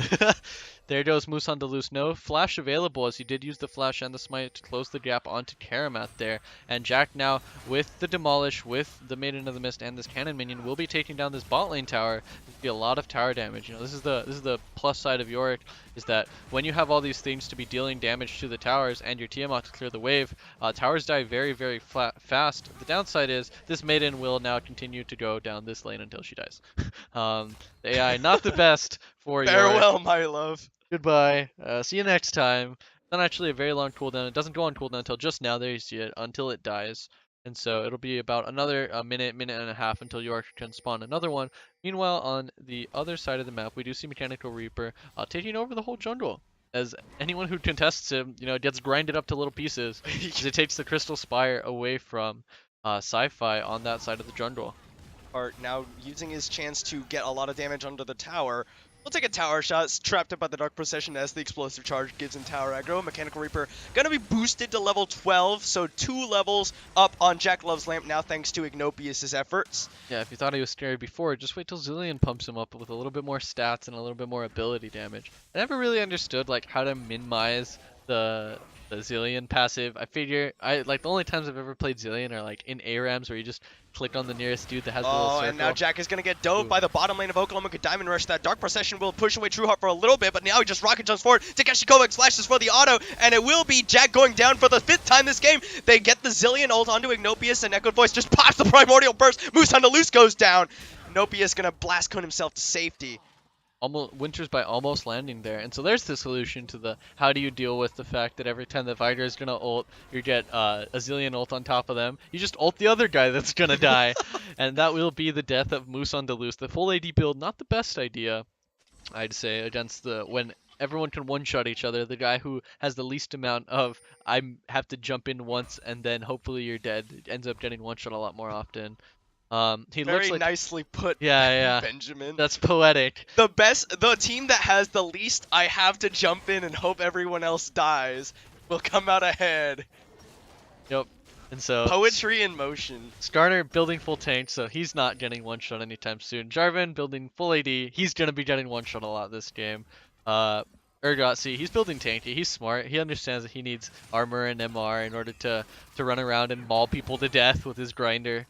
And that will be a little bit of zoning on the mid tower, some chip damage for the side of Lansnick as Moose on the loose looks for some fights. Even the Winner's Bite, that's like almost 10% of his health as he takes there. Yeah.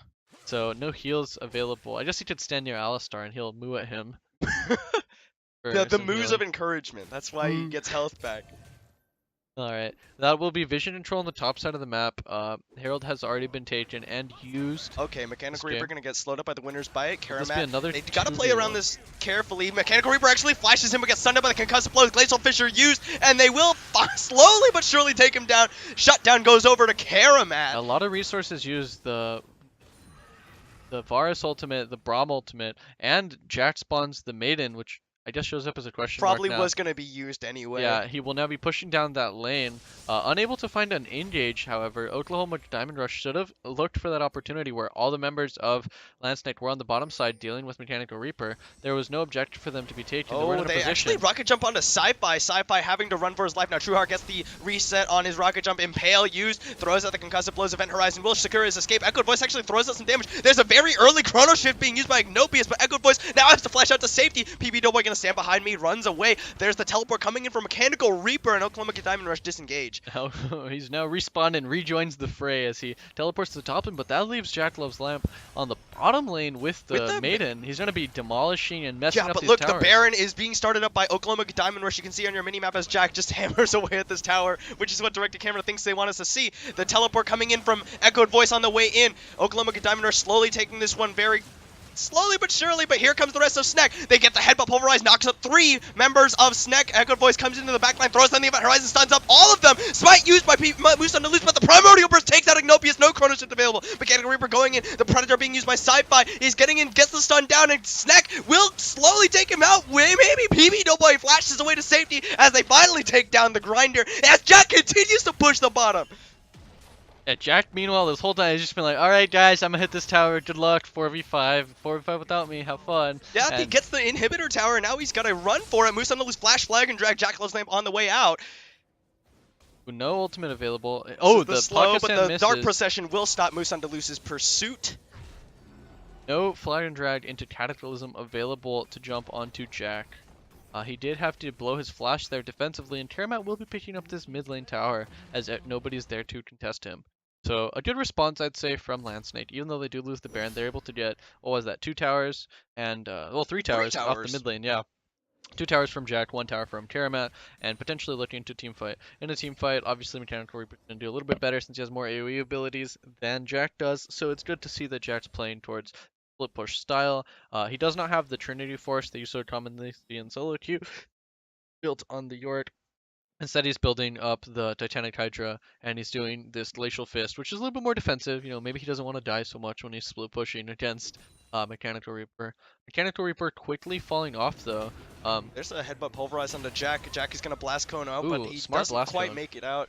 Yeah, but does separate himself from Takeshi Kovacs, is able to get back towards his team. Snek starting to converge on the area where Oklahoma Good Diamond Rush are seeking to push with their Baron. Yeah, so having Baron... Oh, Jack is isolated. Good Dark Procession. Yeah, he does. Oh, but there's the speed up onto Mechanical Reaper. He's going to look for the jump forward. Going to get the slow. There's a two-man combo from Takeshi Kovacs. There's the Impale being used onto him, but he's going to break it with the Unbreakable Will. Chairman going very low. As Flesh Out. Shaded Corruption being used. There's the double time bomb. Stuns up PB Doughboy. He's going to bring the time bomb away over the side, but nobody dies. Yay. Nothing happens in those fights as the ultimates kind of get used on the tanks, and then the tanks kind of just disengage. It ends up just being a Cloud Dragon. So, seeing as Oklahoma Good Diamond Rush is the team with Baron at the moment, it does not seem that bad that Landsnake is forcing them to play away from the waves, making them go towards the Dragon, kind of burning down that Baron timer as it has already been mostly used up. Approximately only 1/4 of it still remains. We see another level up. This time it's going to be on to Tristana. Horizon thrown down just to push the wave away. Double time bomb's not going to be using on the same person. Sci-Fi trying to come forward. The Baron Buff wave is doing a lot of damage to that tower, but they're taking so much poke from Mechanical Reaper. There's the Dark Procession, not going to catch anybody on the side of Oklahoma Good Diamond Rush. Yeah, the Maiden also falling. So no Bruise Banner minions this game. That would have been nice to put on this cannon, right? You see how much damage this cannon is getting onto the tower, how many shots it's getting, but no Bruise Banner available this game. Instead, they do decide to go for the Locket, deciding that potentially the team fight's too much for them and that they need to be a little bit tankier. And as you've been seeing, right, there have been a lot of team fights going back and forth. Maybe it is a wise idea from Takeshi Kovacs to go for. So that will be the mid tower falling. I think that's the only one that fell from the Baron, as the Baron expires soon. Yep, there we go. Their Baron will have expired, and so that will be a 1 tower and a Cloud Dragon for the side of Oklahoma Good Diamond Rush. Not the biggest Baron power play we've seen in the OKLCS. It's something. And so it'll be interesting to see. We mentioned that Mechanical Reaper will be falling off soon. He is finishing up his Frozen Mallet, which is nerfed on the newest patch. Yeah. I personally don't like it on Urgot, but this guy plays a lot more Urgot than me, so I'll trust him with the build. I like personally building the Righteous Glory because then you get to like menacingly run up to someone and backflip them. But potentially the way he's building is well, it's more of a suplex if you think about it suplex. like that. You just suplex them over into your team. Yeah, the pseudo singed, right? Very scary. Not Noxian, but Zonite Singe. Well, Singe is from Zon, so yeah, Singed flip, but suplex. Anywho, back to the game. We do see Morelos is finished up for Echoed Voice. This will allow him to cut through the healing. It does have a nice interaction with Zillion Ult, where Zillion Ult is considered a big fat heal, where anyone who respawns due to Echoed Voice, or that has been hit by Echoed Voice in the last 3 seconds, that's how long the Grievous Wounds from Morelos is now applied for, will just respawn with half the health. That's really useful, considering that a lot of the time, Echoed Voice will be trying to execute someone, and Ignopius will be denying it, so it's a little bit less of a denial, and once he has those stacks of Phenomenal Evil, he'll be able to have that W on a cooldown so that if they die and respawn, he goes in really fast. Fisher used, Mechanical Reaper gets knocked up, the Impale coming out onto Musundalus. Do they have the damage? The Event Horizon is down, they stun up Mechanical Reaper, the Guardian Angel the Chrono Shift onto Musundalus will keep him back up. So nobody goes down yet again, but a few key ultimates use the Primordial Burst, the Chrono Shift down, as well as the Glacial Fissure and Maiden of the Mist. But there's an Event Horizon stun on Mechanical Reaper. The Redemption will top him off. And we'll go back to the Siege, 5v5.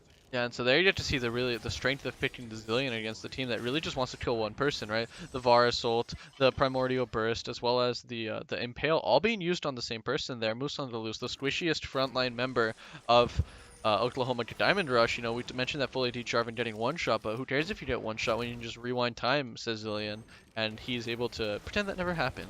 Yep. Now, using their Siege, they're able to really bring out the strengths of PB Doughboy gonna dodge away from the flag and drag. Takeshi Kovacs misses the pulverize, and now he's gonna get slowed up, and now they're focusing down the Alistair, flashes over the side. The ghouls hop onto him, but will get taken out by the other members of Oklahoma Diamond Rush. He did get hit by the pocket sand, so the ghouls will relentlessly chase until they die.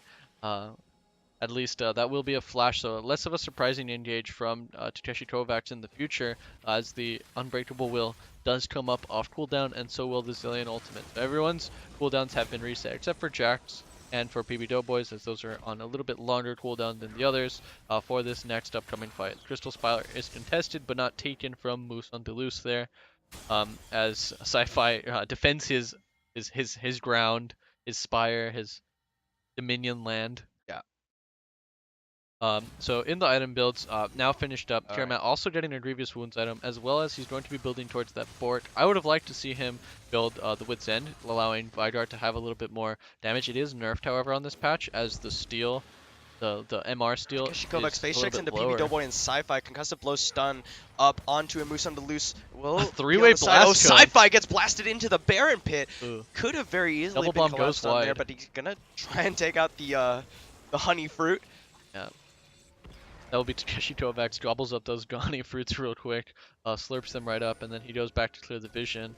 The Cloud Dragon, Cloud Dragon and the Mobies, making sure he goes really fast. Ooh, He gonna goes get over. comboed by Takeshi Kovacs. The rest of Oklahoma Diamond are Shreddy and Jack trying to desperately to defend against Mechanical Reaper, who's 2 levels up on him. Now Sci-Fi has to flash away, but the Cataclysm means he has no flash up, and they will take him out. Impale used, and he will go down. Now Mechanical Reaper's caught in the Dark Procession, misses his suplex, as we were calling it. Jack throwing out some more dirt onto him, and actually Jack is starting to win out on this fight. Mechanical Reaper on the run now, slowed up again. The ghouls jump onto him but get blown up by the explosive knees, and Jack Loslam flashes over to follow him. Will it be enough? He's got the damage, he's got the solo kill. Jack turns it around in the 1v1, but now Oklahoma Diamonders are starting up the Baron. Teleport coming in from Jack now. Glacial Fisher knocks up Takeshi Kovacs. Unbreakable will use. Chain of Corruption will root him in place. He's separated by the Event Horizon. They will slowly but surely focus. No! Chrono Shift onto Takeshi Kovacs. The double time bomb will take out Jack. As the Chrono Shift used, and Takeshi Kovacs gets up, pops back up. The Mosin Deluxe misses the flag and drag. There's the Event Horizon. Takeshi Kovacs will go down. Karamak gets jumped up by Trueheart, but Trueheart gets exhausted, flashes back over the side. Time bomb coming out, double time bomb, but it's a double kill. Mosin Deluxe goes down to Karamak. Karamak gonna run for his life. Ignobius misses the time bomb thanks to the flash. PB Doughboy not gonna run for his life. Is gonna still take damage from that one as well as the second, but it will not be a chase anymore from Oklahoma Diamond Rush. A very explosive team fight there. We get to see how useless Jack Loslam is in these team fights. Ooh, Starner not able to find the Impale. I believe it was still on cooldown there. Yeah, it was. So it was just a Buster shot, which is nerfed now later on into the game, but higher cooldown. Yeah, higher cooldown. So that will be potentially. So Trueheart kind of aggressively jumped in there, had to flash out, biting off a little bit more than he could chew. And so these chaotic team fights going the way of Landsnake, able to get a firm grasp on the game, as Baron does not fall to the side of Oklahoma Diamond And in Rush. spite of everything, Jack was able to take the 1v1 well played, stepping around Mechanical Reaper's suplex and his other ability. Yeah, the corrosive charge, I think is called. The Noxian corrosive charge. Yeah. Called. Able to just keep on throwing soil at him, have all of his little buddies kill him.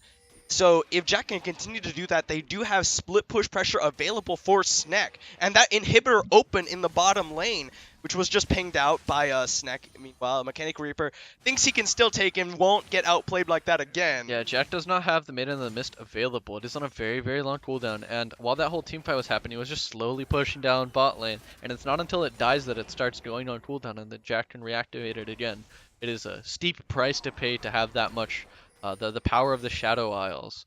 And so we do see now, as for Oklahoma Diamond Rush do invade into this blue side jungle / river area in order to get more control for this Cloud Dragon, trying to make sure that their cow goes very fast. Snek, they want to try and contest this, but it's already gone, and now Takeshi Kovacs gets sped up. There's the double knockout from Takeshi Kovacs. He's going to get stunned up. The Impale used on the Mechanical Reaper, but can they focus him down? Does not look like it. Primordial Burst, yes they do. Karamak goes unstoppable, and Sci-Fi takes so much damage, they get the combo. There's the kill for Takeshi Kovacs. He rocket jumps onto PB Doughboy, gets the Unbreakable, but it will not matter. Double kill goes over to the ADC of Oklahoma Diamonders. Now Jack is in no man's land on the wrong side of the fight. If they want to make this work, they got to pinch at the right times, but now Jack is just going to get focused down by Oklahoma Diamonders. The Dark Procession, Trueheart jumps onto him, Buster shots him away. Jack is now running out through the enemy jungle, but it will not matter. Just going to get slowly taken down by Trueheart. Almost has enough damage to turn it around. Yeah, Trueheart able to just jump oh, to his now heart's Echoed content. Voice is out of position. Ignopius flashes for the time bomb. He pops the Saris Embrace, but he looking for Trueheart, but the Chrono Shift will mean that he cannot execute him. Yeah, very like a dog in a corner. Echoed Voice goes back and tries to throw everything he can. Zilean does use the ultimate on the Tristana there to try to deny Echoed Voice the pick there, and that will be what looks to be a Baron for the side of Oklahoma Diamond Rush. Takeshi Kovacs just going to be tanking it. Mechanical Reaper running around with the home guards after teleporting around just to make sure nobody on Snet can get in there. Takeshi Kovacs, I sure hope he doesn't get executed here. Oh, that was very close. Close, yeah. But Oklahoma Diamond Rush do secure the Baron. Not available for that death, sadly. But that will be fine. That will be a 5-man Baron onto the side of Oklahoma Diamond Rush, the second one of this game. Hopefully they're going to be able to do a little bit more than they did last time, right? Than with their previous Baron power play, trying to take down the inhibitor towers and the inhibs themselves. Sci-Fi not having his best game of OKLCS on this full tank starter. All of his picks keep getting denied, and or they're on a cow that just moves at him and tells him to go away. Karamat doing his best making his best effort to carry this game. 8-1 and 2 now on this Varus. If he can get into a position where he can get Runon's Hurricane stacks onto multiple people, then he could potentially win a team fight all on his own just due to positioning. He's going for a very physical damage build. I really wish they would have built the Wit's End, because as you see, whenever they pull Mechanical Reaper in, it's very difficult for them to try to kill him with the combined force of Echoed Voice and Karamat. It's a lot better if you have that Wit's End to shred the MR for your Vigar and for some of your other teammates. It's going to be interesting to see how they decide to defend this. Another level up for Trueheart there. And Horizon is just a zone, but there's the time bombs being thrown out. Karamat's going to get chunked by that one. Ooh, that's about a third of his HP. Just under a third. Yeah, Oklahoma Diamond Rush is in the driver's seat, but does not have a banner of command in order to Bruce banner the minion wave, as we say. So these will be a little bit slower sieges than we've seen throughout the day. You can really just see the difference. I personally would have liked to see a banner, because it is a full tank item. It gives all tank stats as well as movement speed. On the Alistar, instead of a redemption, I don't believe that you need the healing all that much.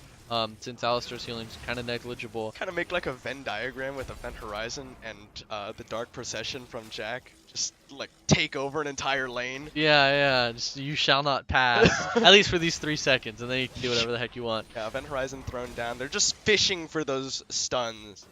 A lot of cages being thrown out. Like right now would be a really nice time to have a banner minion that might be invincible to magic damage. If only we had an item that did that, it'd be so cool.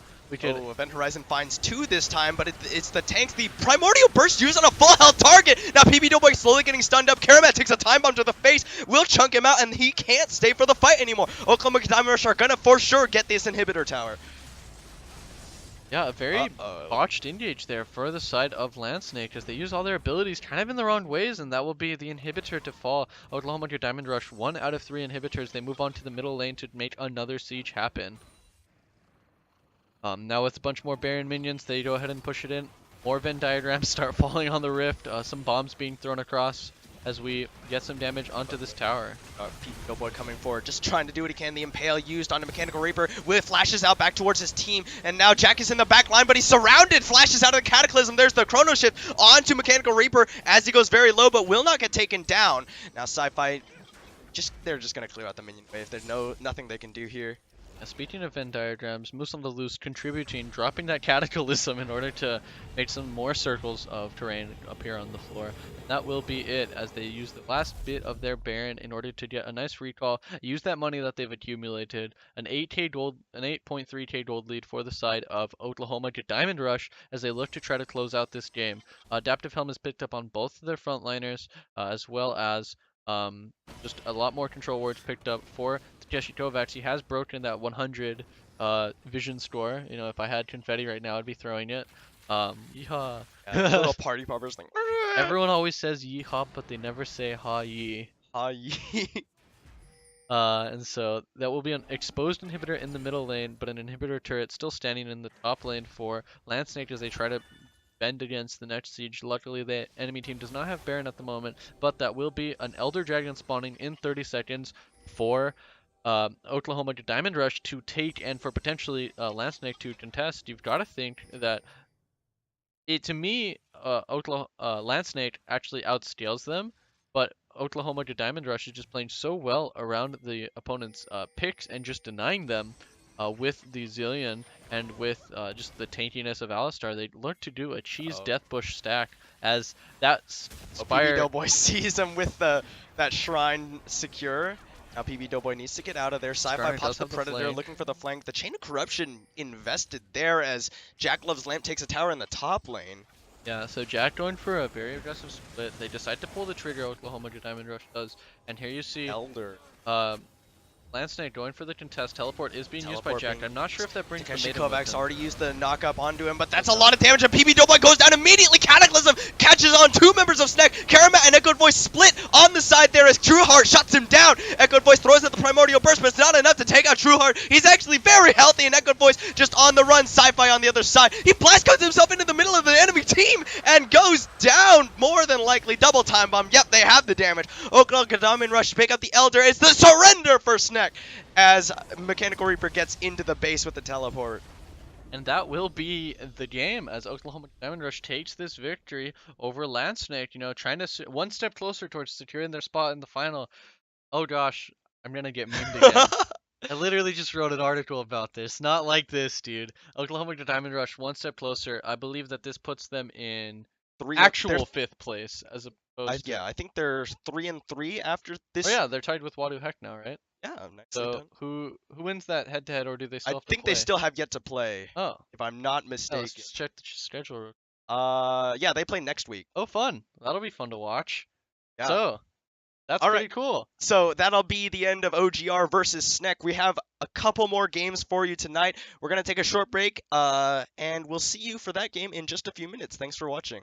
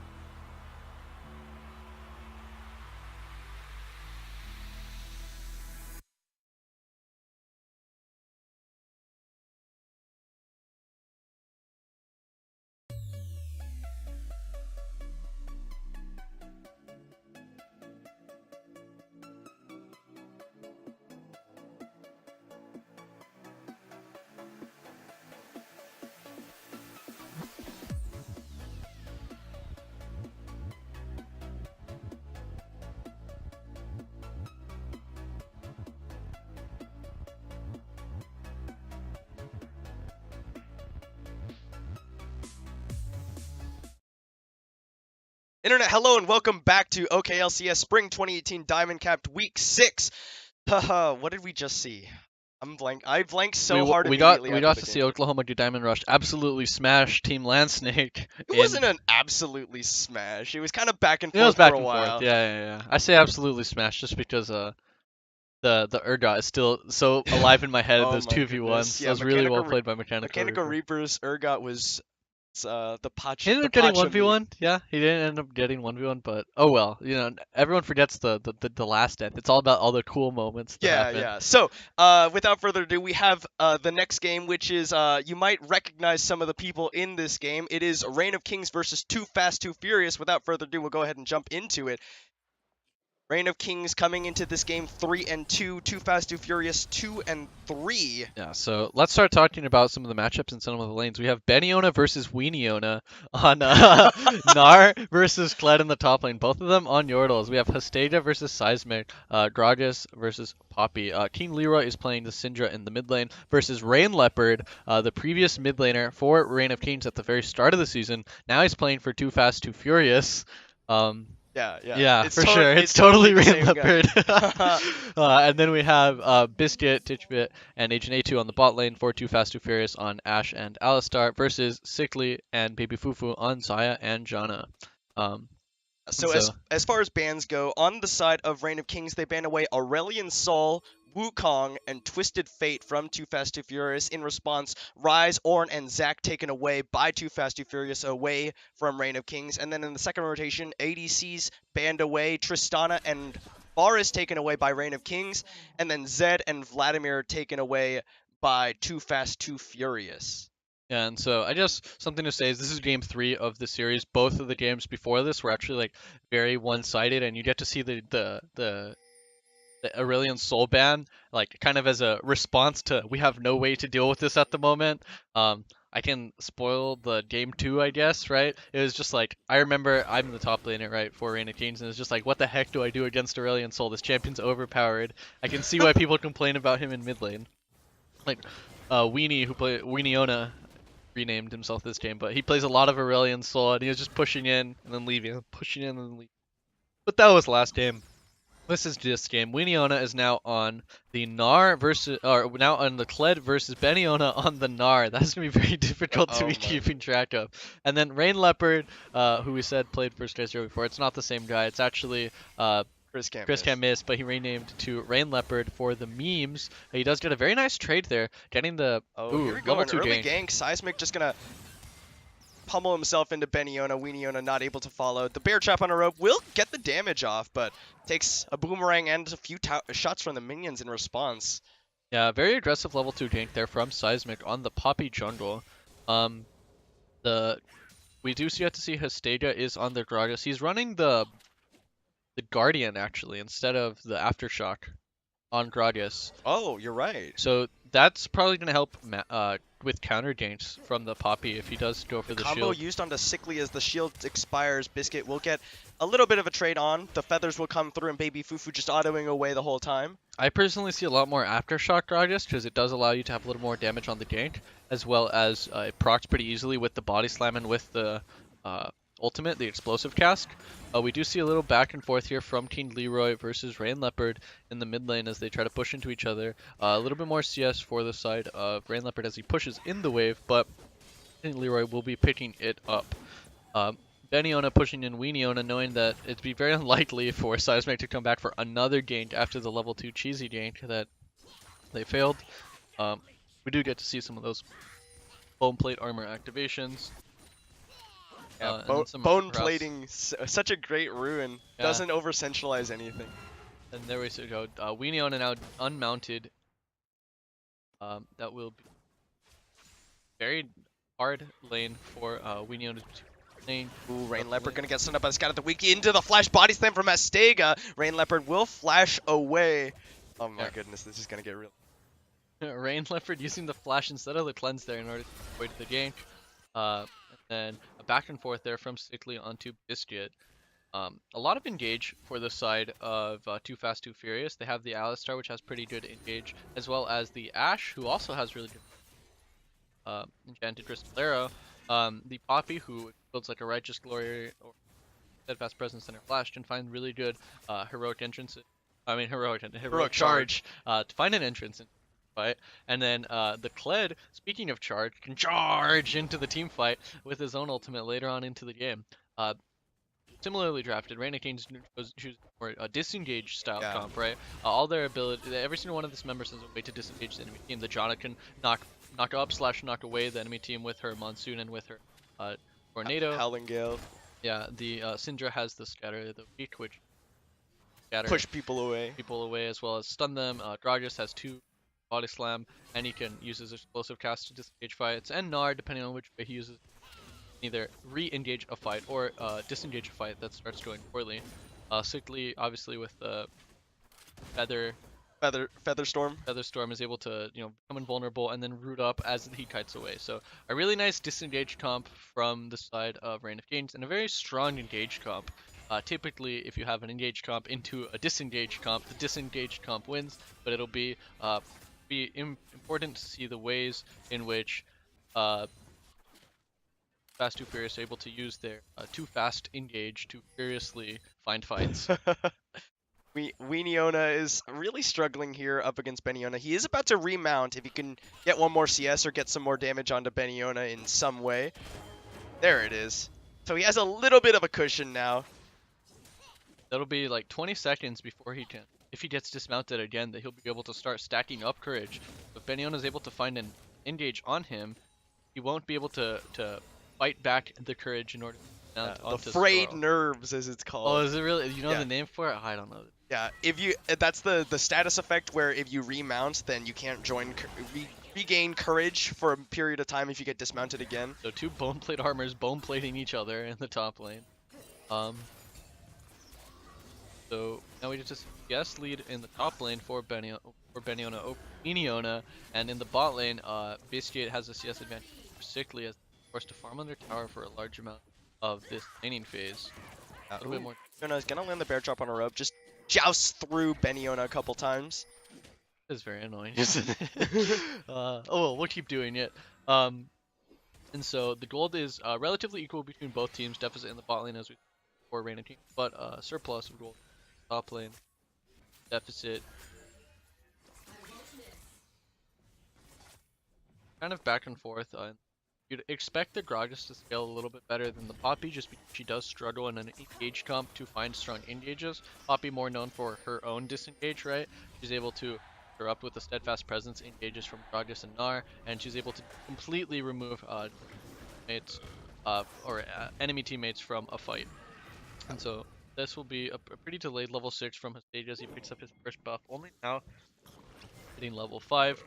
Seismic on the other side of the jungle will be leveling soon, later, as he picks up his red buff. Now, remember that Seismic's buffs are going to be very much delayed, right? Because of the fact that he went for that early level 2 cheese. So he probably, so there's his level 6. So slightly ahead of Hestega. He has Hestega drugs in order. But Hestega is up in camps because he has more farm. So Weeniona actually burned his teleport to come back to lane, so teleport advantage is in favor of Rain of Kings. Rain Leopard clearing out a control ward. Ward that placed there to provide more pressure onto Victor. Right, Victor had to use the charge being used in the mid lane. There's the Chaos Storm being popped. King Leroy gets back into the tower. They're gonna use the Scatter of the Weak, knocks them all away. Unleash Power was popped, but they don't have the damage thanks to the Guardian from Hestega. The shield comes out clutch, and now Weeniona slowed up by the Boomerang, and Sickly coming around. Agent A2 just has to back away and watch his top laner die. First blood goes over to Sickly. Yeah, the Guardian from Gragas there coming in clutch to save King Leroy there from dying over to the death rate from Rain Leopard with the top 10 anime betrayals. So that will be unfortunate, unplanned death for the side of Too Fast, Too Furious. As Beniona decides to stay around mid lane to push that out, and Weeniona has to return to top lane. Biscuit attempted the Enchanted Crystal Arrow somewhere on the map there as well. So that cooldown is not available. Beniona gonna put some damage onto Rain Leopard. Yeah. The nice thing is Weeniona will be returning to a really, really big wave, and he'll be able to creates the CS deficit he has for himself, as Beniona had to TP that fight to save slash get the kill on Weenie. So that CS discrepancy getting caught up here for Beniona, as they're both building towards their Black Cleaver. Beniona's had to do offensive Ninja Tabi, whereas Weenie trading in onto Sickly. Yeah, pretty slow start from both teams. Oh, Hastega forces the flash out with the explosive cask in. Agent A2 is in the middle of the members of Reign of Kings. He'll just headbutt Pulverize onto Hastega, and here comes Seismic, rooted up. There's the Unbreakable Will being used. No combo available, though, so no re-engage available on the side of Too Fast, Too Furious. Yeah, pretty slow start as each team kind of matches each other's cooldowns being used. But the Infernal Drake, Beniona is already down here. Weeniona with no teleport, stranded in the top lane. It will mean Reign of Kings picks up the Infernal Dragon for themselves. Yeah, so that will be an Infernal for the side of Reign of Kings as they get an advantage. That does scale with pretty much all the members except the Gragas, who probably won't be building too much. Him. Yeah, of course, AD Gragas. AD Gragas, right? Yeah, the Infinity Edge for sure, so you can get the Gragas, the just W like damage. Hit you with the barrel and crit you. Yeah, Weeniona gonna be going for some serious tower damages. He's left alone up there. Violent Tin. Slap that tower.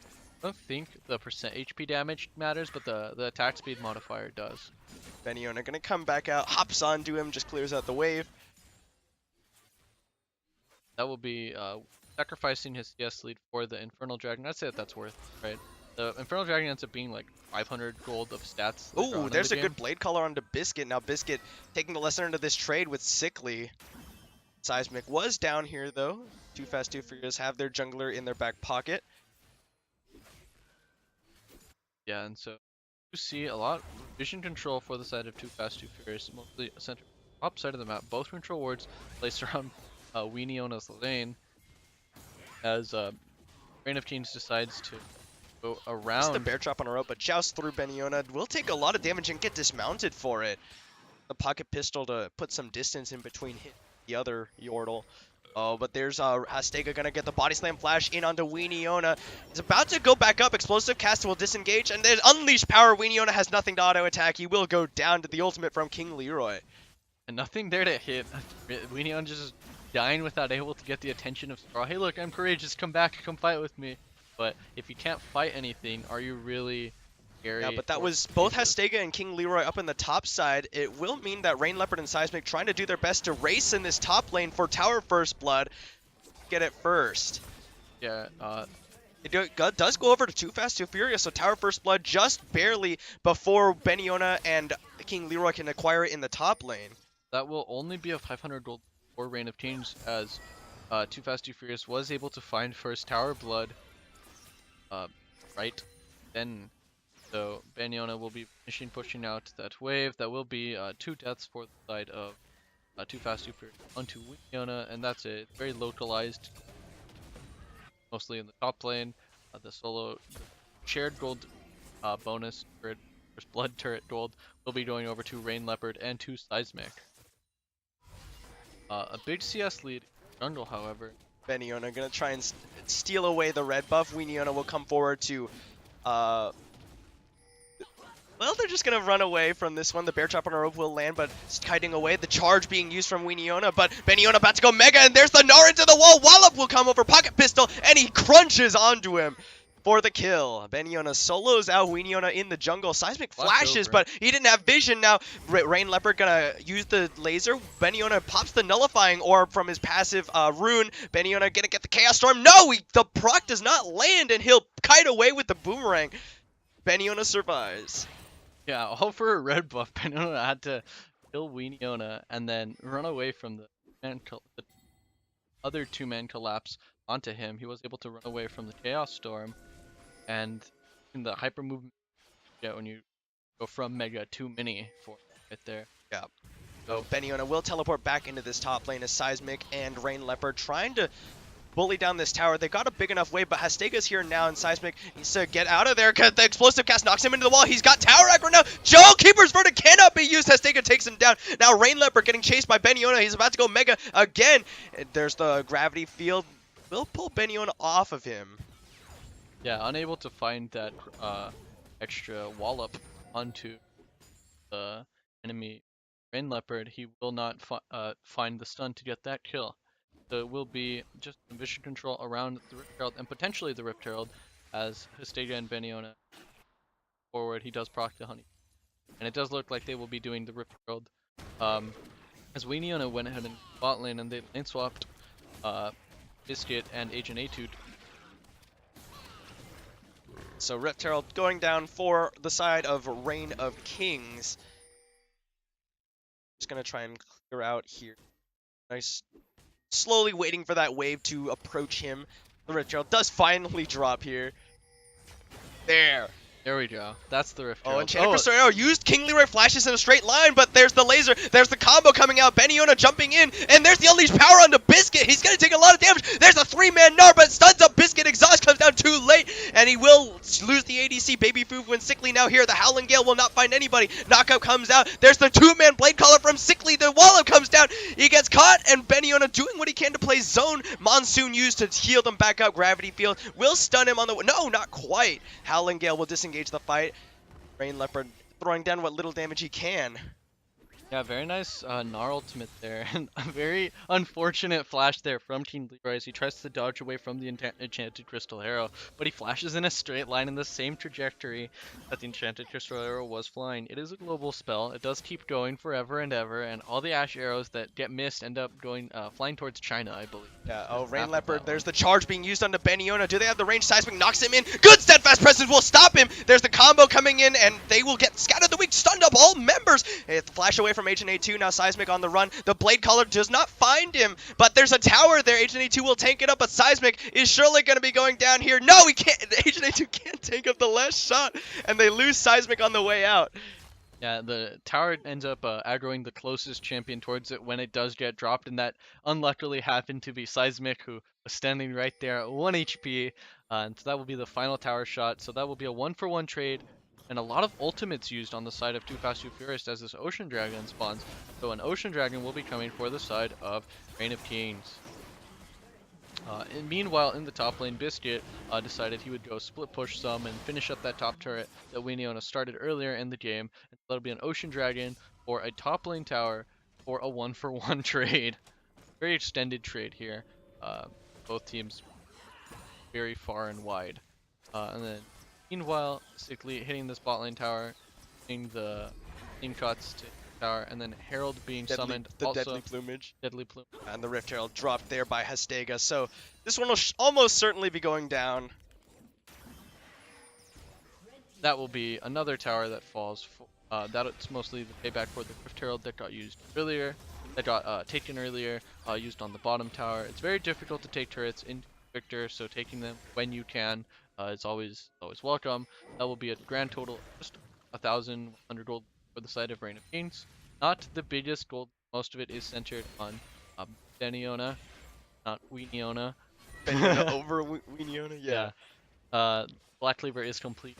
Beniona is armor. That 1v1 in the top lane can get kind of dicey as Kled starts building some armor pen. However, he's not complete Black Cleaver. Instead, it looks like he's going to be building a Tiamat, potentially, from this longsword. Ooh, the Enchanted Crystal Arrow after the combo from Agent A2 onto King Leroy, but he scattered the weaks him up. Unleashed Power is used onto Biscuit. Monsoon will keep King Leroy alive as the Explosive Cast used. Now Seismic on the run. Hastega does not have the body slam. The Keeper's Verdict will knock him away, but Seismic going very low. Nobody will die yet. Yeah, this is the wonder of playing engaged versus disengaged comps. We actually got to see Baby Foof there with a flash shield Monsoon to disengage that engage from Biscuit and from Agent A2 there, and nobody dies. It's like everyone's playing with those inflatable toys. Nobody has real swords. They're all just inflatable plushies, but nobody hurts each other. Nobody goes down there. Meanwhile, bot lane, Beniona split pushing will be answered by Biscuit a little bit later. Beniona does have teleport, Biscuit does not. He's the AD carry, and although he does have the Enchanted Crystal Arrow to blaze up with, Baron will be spawning in the next minute, and so if Biscuit stays down here, this will give teleport advantage for Reign of Kings to make a Baron power play with, or to make a play for Baron, thus make a Baron power play. that control ward is still behind down there. Dropped by either Agent A2 or by Biscuit in that bot lane bush. So TP always available behind Beniona if that'd be a sneaky. Beniona is in a really strong spot right now. A level up over Weeniona. Weeniona trying to play catch up in that top lane, eating up that wave. Yeah, well, Beniona pressures the bottom side of the map, and the rest of Reign of Kings pressures the mid lane tower that Victor defends. For some damage onto Biscuit. And Enchanted Crystal flashed away from by Beniona. Not sure if that one was gonna hit. Looked like he didn't have to flash there.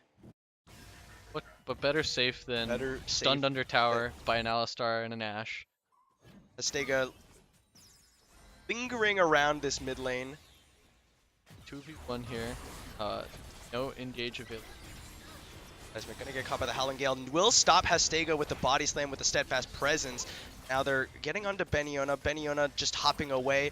Seismic looking for the re-engage possibly. He does have the Keeper's Verdict up here soon. Yeah, although Alistar does have good engage, he's not extremely sticky onto champions that have a lot of mobility. He only has the headbutt pulverize, and if they're able to get away from him during the time that he stacks up the body misses the flash up and gets steadfast press or jumped into the wall. The charge coming out from not yet. They will kill off Hastega. Now they're looking for the charge now to re-engage. They're gonna try and look for Sickly. He'll dodge it with a Feather Storm. Now Weeniona is a little bit far forward. Agent A2 is just getting shredded down. Wallop comes out, Unleash Power used, and they gnaw away two of them. Biscuit now getting slowed up by the boulders and the laser coming out. Wallop will take him down. Double kill over to Beniona. Now Weeniona on the run over the side. Yeah, Weeniona gets ran down. Some more boulder tosses for the side. Oh, ooh, that one actually finds Rain Leopard. Triple kill goes over. Seismic will get the kill back with a hammer shock. Yeah, he shoves him into the wall and makes sure that Beniona stays down as he gets the revenge for the Gnar ultimate. Not the best in that fight, but also that flash forward from Hastega was a very sloppy engage onto the fight, right? I think he flashed over the steadfast presence in order to not get interrupted there, but did not connect the actual body slam, as well as explosive barrel that he used to try to find out on the Victor ended up knocking him into a wall like 2 centimeters. Yep. Alright, but it is a tower going down in favor of Reign of Kings. Now 4 towers to 2 with 3.5k gold lead. Yeah, pretty sizable there. And then that will be some a decent fight, as well as opening the map. Those mid lane turrets are the hardest to get, which is like Victor. And so it's important that once those fall, the other outer towers tend to fall a lot easier, especially if you are winning the side lane 1v1 like Beniona currently is. It also offers a lot more pick potential in the mid lane, which Gragas basically explained for. So the engage buttons that they have are, besides just the Gragas flash body slam, are also whatever picks that King Leroy is able to find with those long range stuns that he has in his kit, mostly onto the Ashe and onto Victor. Don't have QSSs and currently does not have blinds. Things calming down a little bit. The dragon is spawning, and Too Fast Too Furious look to be starting that one up. The Mountain Drake spotted out, but no, they'll back away. Don't really relish the idea of taking that fight, as well as Seismic not there. Yeah, and a straight front to back, the disengage comp fare better since they can choose when to stop the fight. However, the engage comp just needs to find the proper way to get in and make sure that they engage onto the right targets. In that last fight, you got to see the charge was dodged out there by Sickly, and it ended up hitting Baby Foo dead.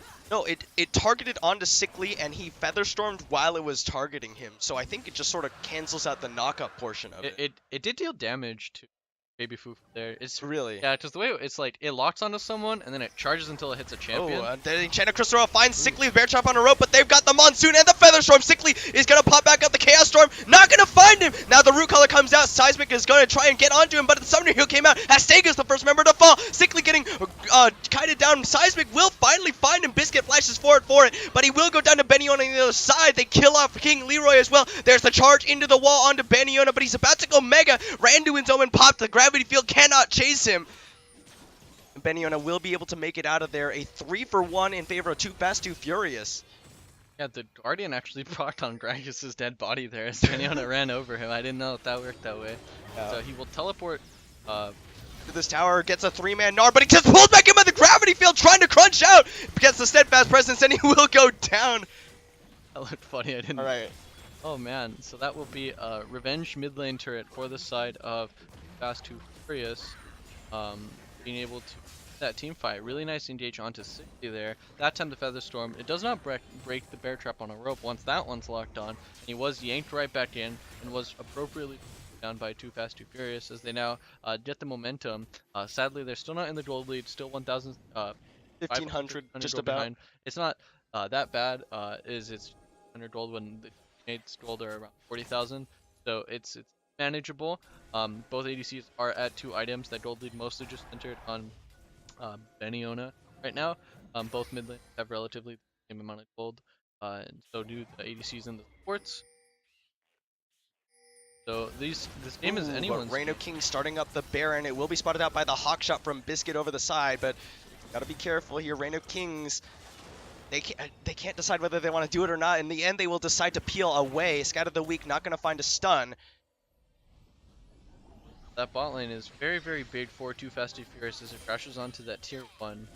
Potentially that wave could continue past the tier 1 if it does end up power. We are past that point in the game where the minions start moving faster and dealing damage to structures. That's around like 10, 15.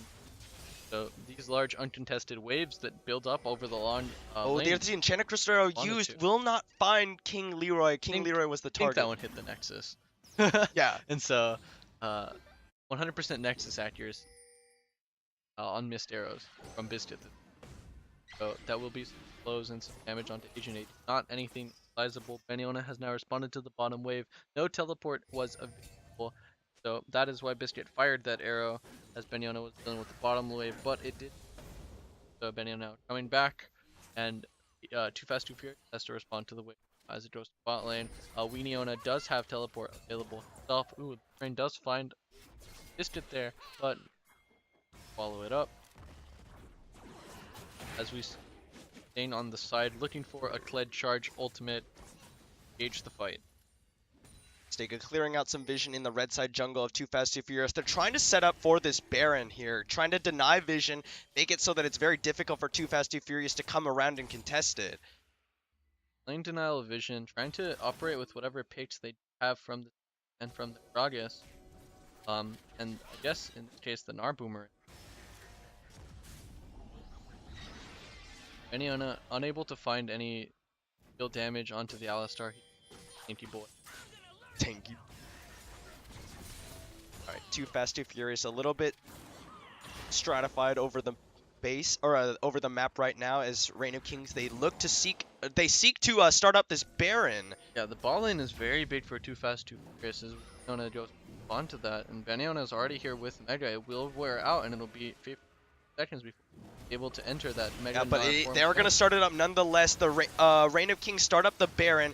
There's a control ward dropped in the back of the pit. The Scout of the Week used. Sickly now trying to shred away at that one, but here comes. They're going to slow up Agent A2. There's the gravity field being used. The Keeper's Verdict out has Stega, the Redemption being used. There's the heroic charge into the wall onto Beniona, but Beniona hops away. Chaos Storm now in there. Weeniona in the back line, but he's exhausted. Going to get dismounted and blade collared up. King Leroy gets the kill with the Unleashed Power. Flash forward. They slow up Biscuit with the Boomerang and the Randuin's Omen.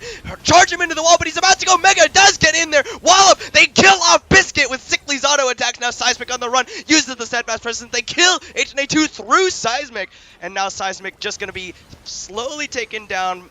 Rain Leopard throws on the gravity field to cover him, but Hastega flashes over it. Seismic will go down here to an auto attack from Hastega. Now Rain Leopard on the run, body slam comes out. Beniona going to try and get onto him, and Rain Leopard slowed up by the barrel. Yes, that's the ace for Reign of Kings.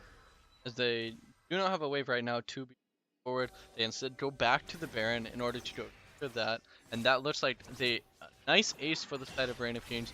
Be taking the Baron as a compensation prize, and this Baron will go a very long way in making sure that they're able to take those other towers from the Victor, because obviously they've been having issues seeing towers into the Victor, which allows them to kind of just line up and like fish in a barrel and just get shot by Ash arrows down that same lane. With this Baron buff, they should be able to take a more slow, controlled, far back, let the minions do the work as they siege these next future towers. The Adaptive Helm now finished here for Beniona, as now Victor will not be able to lay down the Chaos Storm and hope to do all of Beniona's health throughout the team fight. We saw the Ronduin's Omen used previously in order to disengage. Now it's also a strong engage tool onto Biscuit. The way Ashe works, all of her auto attacks are considered crits. Well, So after the first after the first one, yeah, after you've been slowed. Any slowed target by Ashe gets crit with finger quotes. So technically, crit. I guess if you're trying to maximize your damage, right? Well, okay. You wouldn't want to. You'd like auto them. Wait a bit. Auto them again. Well, actually, okay. So technically, the way it works is like all of her abilities deal like modified crit damage, but they're not all considered crits. Her Q's not a crit. Yeah. Yeah. No, her crits. All of her abilities after the first do like the same amount of damage modified by crit, but she crits at the same rate as you would normally with crit chance. It's just that the crits don't deal modified damage; they have a modified slow. Yeah. So the Randuin's is about as effective against Ashe as against any. It's just really funny because it looks like it's like, oh, she crit me for the same amount of damage / less. So I guess, does that mean that she gets unlucky and deals less damage but slows you more? Yeah, exactly. Okay. That's how it interacts with Randuin. Exactly. That's pretty funny. So they will be grouping up and pushing in the bottom lane. Reina Kings will, as Beniona goes in the top lane, swaps out of that Mega Form, and won't have it for the seconds. Pushes that top lane with Baroned up minions. Bot lane will go towards Kings as too fast decides to Find the size. Not protect the last inner turret have down there in the bot lane. And here you see the Baron. It's not the last one. They still got the one in the top lane. Oh yeah, they still got the. And Chenicroster will find him. There's the missed body slam, but HNA2 can't get in. The Howling Gale interrupts the headbutt. Now the ultimate pop, the teleport coming in from Beniona. Seismic will throw someone away with Keeper's Verdict. The charge comes in, but it's basically just to dissuade the dive from Reign of Kings. And all those engage tools used and nothing left necessary to disengage. Reign of Kings steps up and finishes up this inhibitor tower and the inhibitor on the bottom lane as they now move towards the mid lane in order to break the base. Maybe deciding not to get stunned up on a wall by Poppy, and they go the outside, not taking the shortcut. Nice Seismic stun. gets walloped up, and the Gnar comes out, and King Leroy uses the Unleashed power. They kill off Seismic. Yeah, when your tank walks up too close, he was running out of Mega Gnar there, so he just decided to pop it. Knowing that it's on a relatively short cooldown, especially in the later stages. He's already level 16, so really short. Mostly just if he's Mega, he probably has it. So, Benjamin, how come Reign of Kings aren't building any banners in this game? That's a good question. I think maybe Fufu's building one, but he decided to go for the Redemption first. But yeah, it's a missed opportunity, right? Because they do have the Baron, and if they had the Siege minions Bruce bannered up, the Victor would not be able to wave clear them. Yeah, but it looks like it's mostly not mattering. Yeah. Reign of Kings sort of just bully their way in and take down the inhibitor tower. Oh, there's the flash combo from HNA2, but the Monsoon just disengages immediately. HNA2 will get the stun onto Sickly, but it will just mean he goes down to the Blade Caller. Beniona uses the stopwatch in the middle of the enemy team. Randuin's pop. There will disengage the Enchanted Crystal Arrow onto Astega as King Leroy's on a rampage. Gets it with the Unleashed, or the Scat of the Week, rather. Unleashed power not on cooldown. Biscuit will go down as well to Sickly. And now on the run are the rest of the two Fast and Furious as the second inhibitor will fall in favor of Reign of Kings. Yeah, that will be a second inhibitor, all with Baroned up minions as they slowly walk towards the tower, unwilling to tank it for their team. There we go. Rogers with the shield is tanking. He has a lot more armor than a frail little Xayah there. And they decide to push in the last wave. No more Baron available. Walk up, they start hitting the tower. That will be the last tower. Do they? Yep, there is still 15 seconds on Ashe, so it's likely that how they do. Yep, 3 inhibs down in favor of Reign of Kings. What is the statistic? It's 95%. 95% of the time, Reign of Kings should win this game. Yeah, if you triple inhibit team, 95% of the time you win. I actually recently won a normal game where I was triple inhib, but won, luckily. We came back.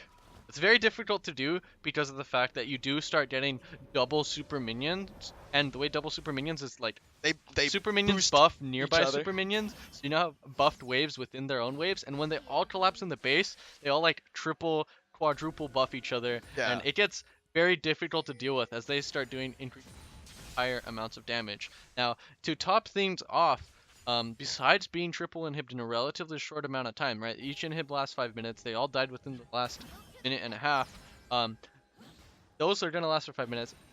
Elder and Baron are both going to be coming up in the next minute and 40 seconds. And so that could potentially line up for like this super mega ultra push with double supers, Baroned up with Elder buff on top of Reign of Kings that I see absolutely no way of Too Fast, Too Furious to deal with.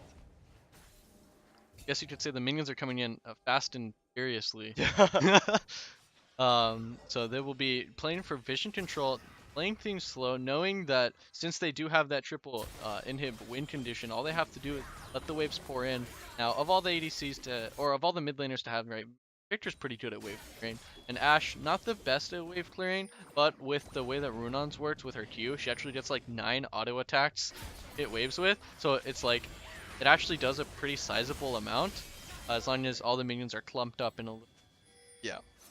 Because for some reason, like each pellet counts as 3, and it doesn't necessarily always go to the same 3. So you can be auto attacking all the creeps in one wave if you just clump them and press Q with dash. But it's not a 100% uptime. She does have to auto attack 4 times in between to get the stacks of Rangers. Reign of Kings now deciding to just camp outside of the base. Watch as Too Fast Too Furious adds their stats with farm. The damage dealt to minions is very high. Beniona going up, throwing some boomerangs in. Does have the Guardian Angel complete. That's what the stopwatch built into. Yeah, but Baron up in 10 seconds will not be even a question of what Reign of Kings is going to be doing here for the next 10 or so. Yeah, potentially Too Fast Too Furious did have the option to like make it a 50-50 if they had chosen to like push out the waves and go like take Elder while Reign of Kings takes Baron, right? But deciding to instead stay in their base, Beniona just throwing some boomerangs, potentially getting Ashe ulted here. Or not. No, I don't think that with the vision available for Too Fast Too Furious that even going for Beniona is very tanky boy, as well as the Guardian Angel. Yeah, it's not a, it's a bait. It's a bait is what it is. And so that will be uncontested Elder for Reign of Kings with 4 elemental dragons. 4 elementals, Baron buff, 3 inhibs. If you manage to lose this, right, that'd be pretty sad. And so Reign of Kings now goes to the bottom lane. They do pick up that inhibitor, and that will be pretty much like all the checkboxes, I guess, as to how to win a game. Take all the objectives. They're mine, right? There you go. That will be, once again, double minions will spawn. So for the last wave that just spawned, it did not spawn a double super wave because of the fact that that one inhib was alive for that past wave.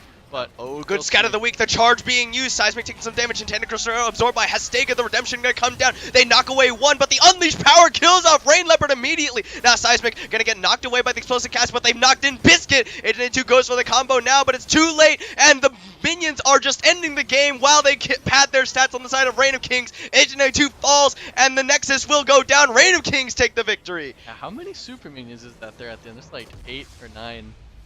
Big tanky boys. A large number. All baroned up. So, Reign of Kings will take the victory over Too Fast, Too Furious in Week 6, putting themselves at 4-2 after 6 weeks. We do have one more game of Diamond Cap for you today, so we hope that you will stick around for it. It is between Sky Zero and OU Diamond. We'll take a short break before we get into that game. Thank you all for watching, and we'll see you in just a few minutes.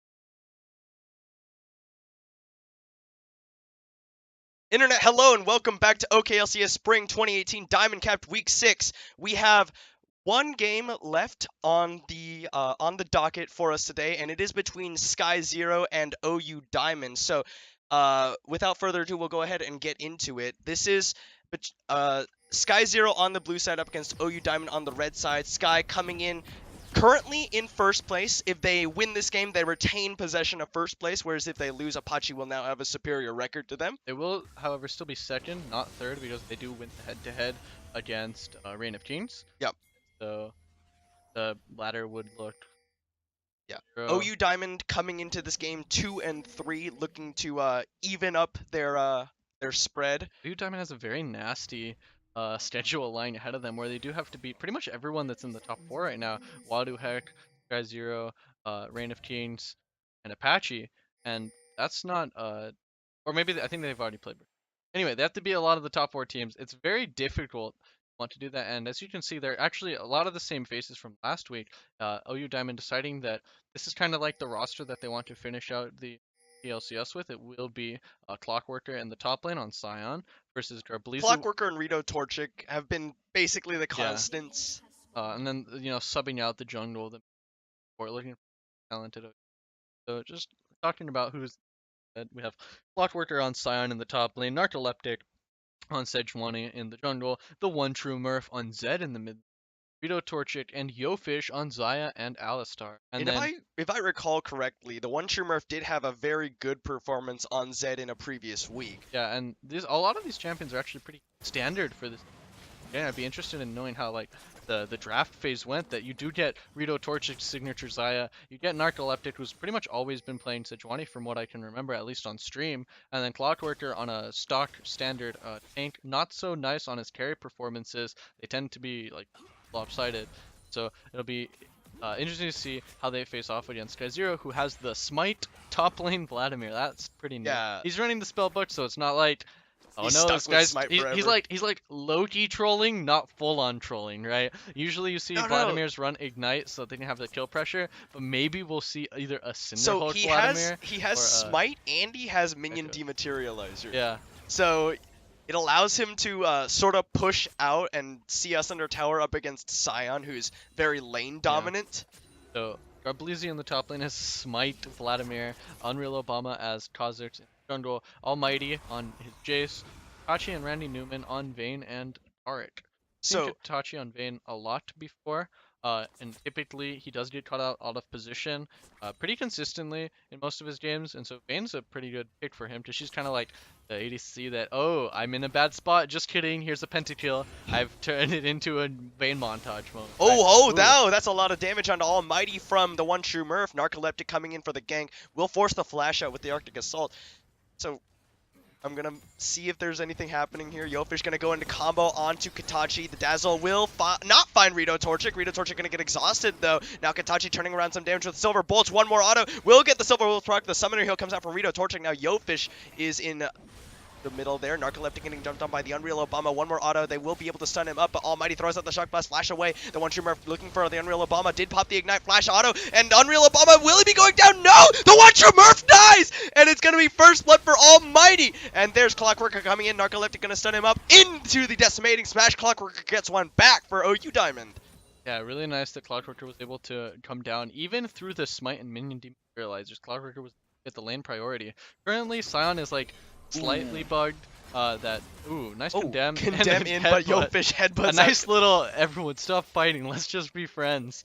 No, like children, they have to be pulled apart so they don't have to fight each other. Scion's currently bugged where the Slayer's Roar does knock back the minion. It actually has like twice the box, which makes combat very, very easy to land. And besides that, Scion has been getting played a lot more as this tank that just gets lane priority.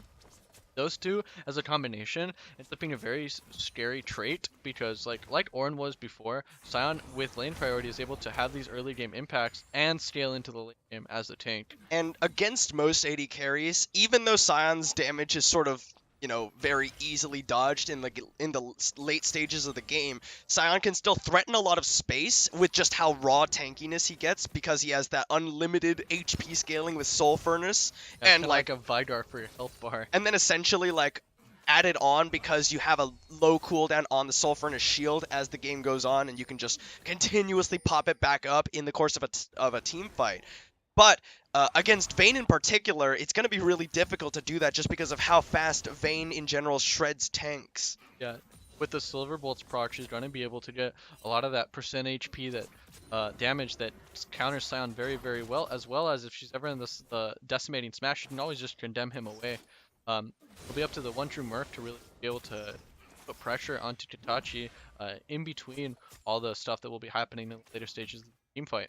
I want to turn my eyes towards Garbleed top lane, who is taking that smite on the Vladimir. He's used some of his minion dematerializers and he's devotion, and right there just came out of the pool. It's going to be interesting how well he's able to control this lane against Clockworker. Garbleezy is known, and Almighty are both known for kind of being like a step higher than most other solo laners in the OKLCS, being able to get really strong leads for the Unreal Obama to be able to play around and make plays.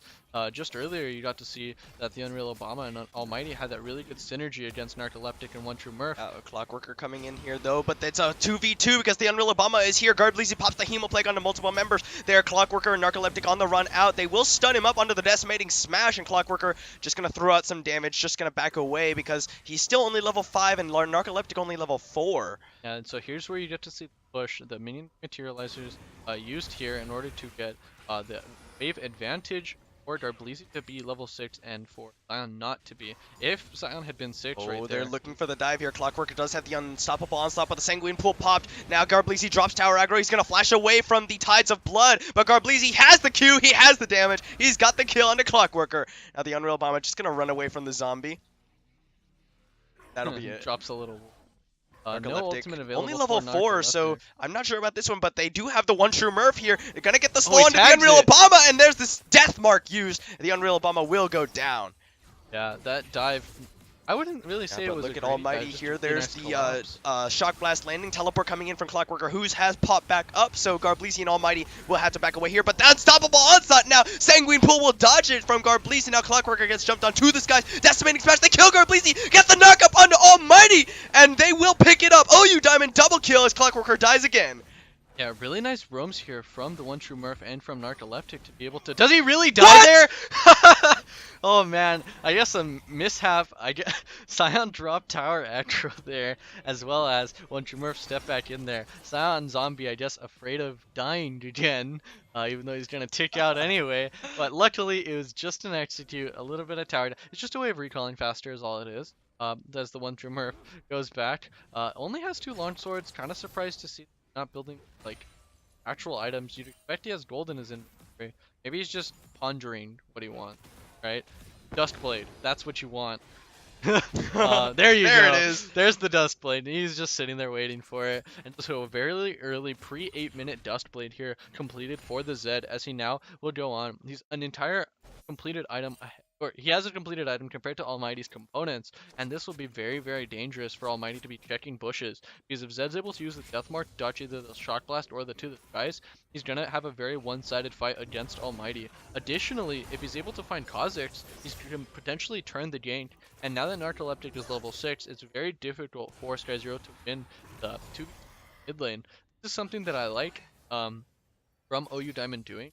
A lot of the strengths from SkyZero come from that 2v2 lane that they just almost always seem to win, whether it be Almighty on Jace or on AP Galio one-shotting people. It's really nice to see OU Diamond, you know, playing them at their own game. To the Skies dodge by the Death Mark, but the One True Murph taking a lot of damage from Almighty, has no energy. He's gonna have to pop back and run. Go Fish and Randy Newman gonna look for the Dazzle, doesn't find anybody. There's the combo onto the Unreal Obama. There's the Cosmic Radiance being used, but the Unreal Obama doesn't have it. But there's the Condemn onto Rito Torchic. He's gonna pull the Blaze back. There's the Glacial Prison onto Katachi. Featherstorm being used. Katachi now looking for some more damage. The Dazzle only onto Yofish. Unbreakable Will popped. Flash auto from Narcoleptic. Yofish gets a 2-man knockout, but there's no more follow-up, and they have to back away. OU Diamond only 3v4. Shock Blast goes wide. Yeah, a lot of abilities thrown out there, but no real good Blade Caller there from Rito Torchic. Kind of pulling them preemptively. Wasn't able to find really a lot of the damage onto a single target there. A lot of the time, really nice target ultimate there from Randy Newman, and then Unreal Obama, Randy, gosh, a really good disengage there from Unreal Obama to not get caught up by Narcoleptic. it's really cool to see these two teams go off to each other, and I really want to like commend OU Diamond for fighting Sky Zero at their own game, going toe to toe in these mechanical outplays. As we see, Clockworker gets the pull out from Garbleezy. Um, Typically, this is a favored matchup for Vladimir, or as much as it can be against a Scion, who kind of just bullies everyone out. I'd love to see Clockworker build an Adaptive Helm and build a Banner of Command, because Vlad is one of the worst champions at dealing with Banner of Command. Wow, that's a lot of damage onto the one true Murph. Gets Thundering Blow back away from his tower, and he will just get soloed killed by Almighty. Said item difference, I don't care. Almighty once again with the solo kill onto the one true Murph. If you do have Dustblade, you do have to drop in and out of Fog of War in order to activate it. It's basically the same as sitting on those components, and Almighty recognizes that and takes the 1v1 and absolutely smashes it. Narcoleptic not nearby to tilt that in one true Murph's favor. That's not something you want to see, is the Zed that you got fed yet dead. Yeah, and the Infernal Dragon goes over to Sky Zero as well. Alright, please stop fighting so I can at least talk about bans, which I was supposed to do at the beginning of this game, but now we're 10 minutes in. Go for it. So, on the side of Sky Zero, they ban away Jinx, Skarner, and Volibear. As they start fighting again, Rito Torchic gonna get jumped on by Katachi. Will just be a couple Silver Bolts procs. They ban Jinx, Skarner, Volibear. On the other side, OU Diamond bans away Azir, Braum, and Tristana. And then in the second rotation of bans, 2 supports from Sky Zero, Leona and Lulu. And then 2 ADCs away by OU Diamond away from Sky Zero, Varus and Ezreal, as they get a stun onto Katachi, but not any follow-up from Rito Torchic. They have to back away and pick up the wave. Yeah, so we can clearly see here that it was kind of like a forced onto the Vayne was Katachi. And they respected Almighty's Azir, as he's shown that he's really powerful on some of these lane matchups that do automatically pretty much win the 2v2, Azir being one of them. So Katachi kind of looking to be the last person that gets his champion picked, looking to just play to the late game, not looking to make too many plays, and that's exactly what he's doing here. A very small CS lead. So we talked about earlier in the cast, engage as here. Yofish goes in for a combo onto Katachi, will get the blade damage as the Cosmic Radiance comes out. Dazzle will miss, and now they're going to try and turn it around as the vulnerability wears up, but Katachi going aggressive onto Yofish. He'll tumble backwards. Rito Torchic does still have the Featherstorm available if they wanted to go for it, but the Unreal Obama is ganking into the top lane. Clockworker gets red smited down, and he just tastes his fear, rips him apart as Narcoleptic comes in. The flash away from the Unreal Obama will secure his escape. Narcoleptic not willing to throw out the Glacial Prison. It would have been nice to see Narcoleptic commit that Glacial Prison, knowing that Scion's there ready to smash on whoever is nearby.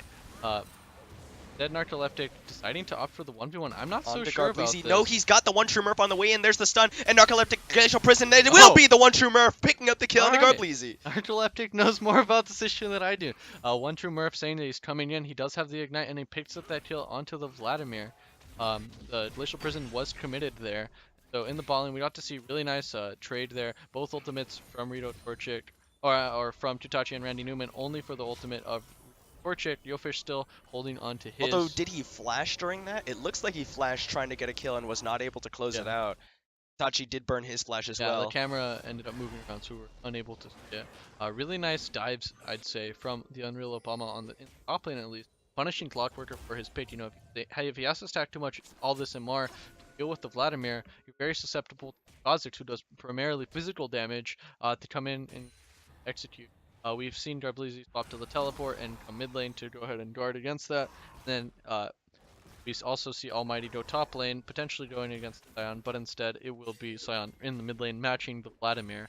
I'm pretty sure Garbleezy can one-shot. This is the Roar of the Slayer. Clockworker just continuing to chase him away. The Tides of Blood will come out, but here comes the rest of OU Diamond. There's the combo from Yofish. Sanguine Pool not used. It will dodge away from the Shurikens at least. Deathmark coming out. Ignite comes down onto him, and Yofish picks up the kill with that one, and the one true Murph just shifts on his way out. Yofish pops the Unbreakable Will. Here comes the rest of OU Diamond. Unstoppable Onslaught. Yofish gets another combo. Gets condemned out to safety to the skies from Almighty. Clockworker goes down. No armor for the Scion as Almighty rips him to shreds. Yeah, that Alistar seemed to get juked by the one true Murph as he jumped forward to secure the kill from his support who had already gotten the Ignite down, and then jumped back to his Shadow. A little bit of confusion there from Yofish. Oh, but the one true Murph does have the damage to kill off Almighty. Yeah, face checking the Zed with the Duskblade talked about.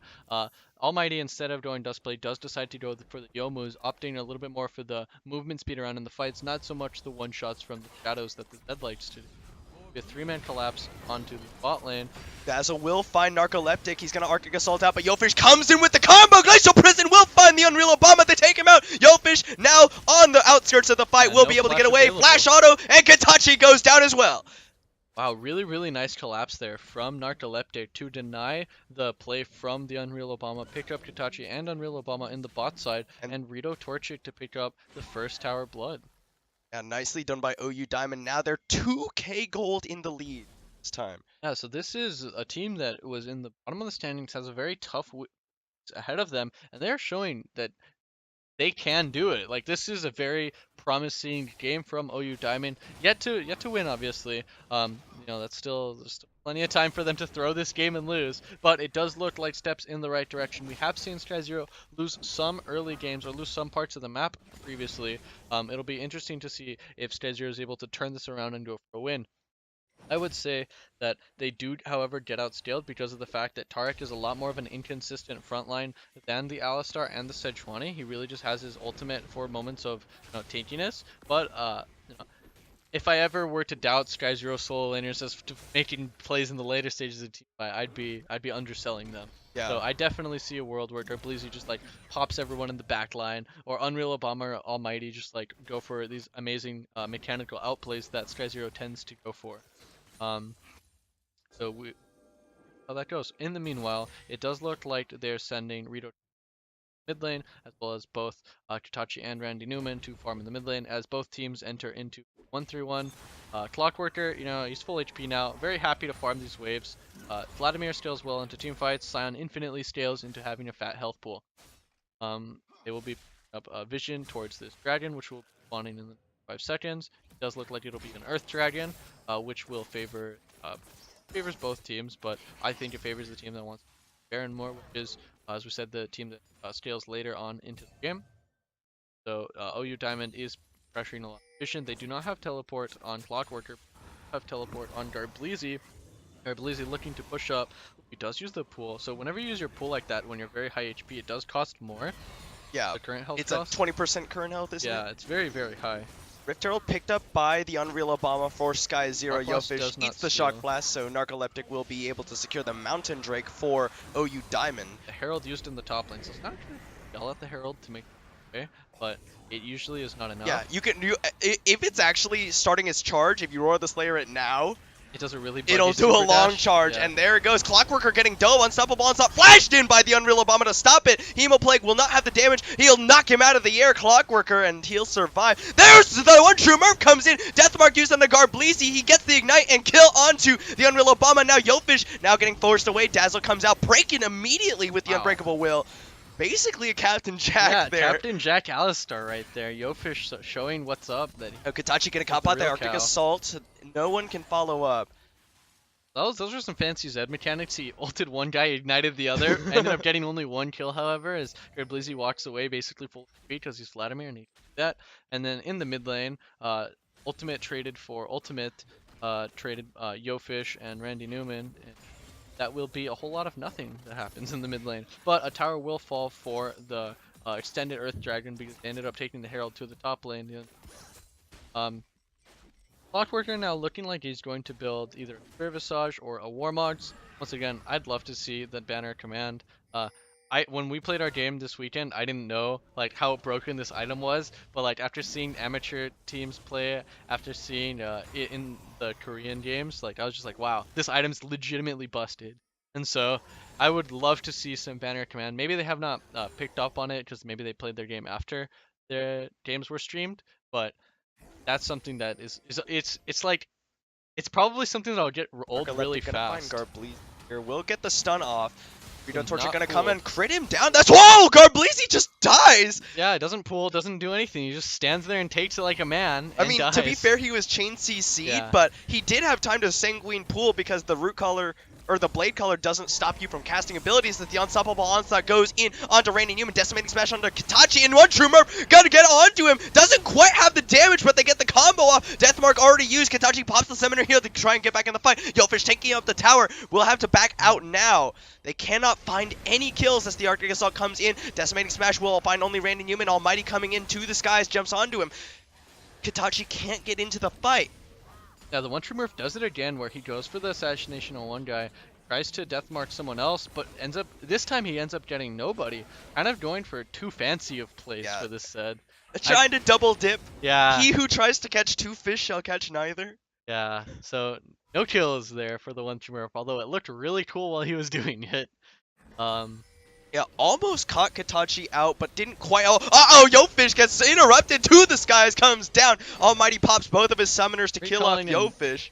Calling it not the safest spot with Clockworker gonna try and make something of it. Decimating Smash used. Randy Newman just dies instantly. The one true Murph goes down, but Garblisi pops the Hemo Plague. Featherstorm used. The feathers rip through them. Garblisi take a lot of damage, but he heals it back up. Now Clockworker on the run has to back out. Rito Torchic gonna try and turn some damage back around. Does have teleport and has unstoppable onslaught if you wish to recall and re-engage the fight. Narcoleptic will be getting his ultimate soon, and the one true Murph does have his death mark available at the moment. Garblisi, there we got to see him, teleport to the fight, ult everyone, heal back up to full.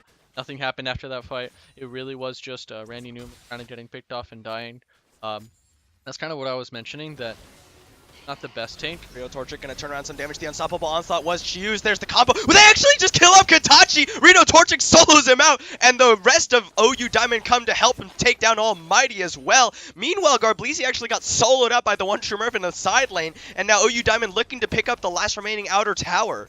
Yeah, wow, Rito Torchic, I swear this guy gets more crits on Xayah than he builds, because that was definitely not 50% crit chance right there. And he just cuts down everybody as they come up to fight him, standing his And this ground. is the signature play by OU Diamond to go for the early Baron almost immediately as it spawns. Can Sky Zero even contest it? They're down both their solo laners, no teleport available. Randy Newman and Yofish just fighting over vision. Unreal Obama going around the side. Yeah, Narcoleptic actually going super low here. He's got to be really careful, but he can't just leave because the Unreal Obama has the smite. He's going to steal it! The Unreal Obama steals the Baron for Sky Zero. Cosmic Radiance by Randy Newman. The feathers rip through, but Unreal Obama will be going down for this one, or will he go solo? Yeah, Clockworker will pick up the kill. Randy Newman now on the run. Wow, a really amazing Baron steal there as the fight keeps going. Alistar gets stunned mid-combo, is unable to find there's the Pulverize. Hemo Plate being used. Rito Torchic got to be really careful there. Almighty takes out Clockworker. On one true Murph in the back. Almighty will finally die, but they killed off Rito Torchic. Garblisi gets him. Randy Newman goes down on the other side. Garblisi will pick up another onto Yofish. Now the one true Murph, can he win this 1v1? He's getting energy back up again. His cooldowns will be up, and Garblisi decides not to go for it as his transfusion is not Empowered, yeah. Meanwhile, double lift in the bot lane, split pushing on Vayne, deciding that, Unreal Obama, he's got this. He'll give me Baron, and my push will look really cool. Purple with the really cool Vayne skin.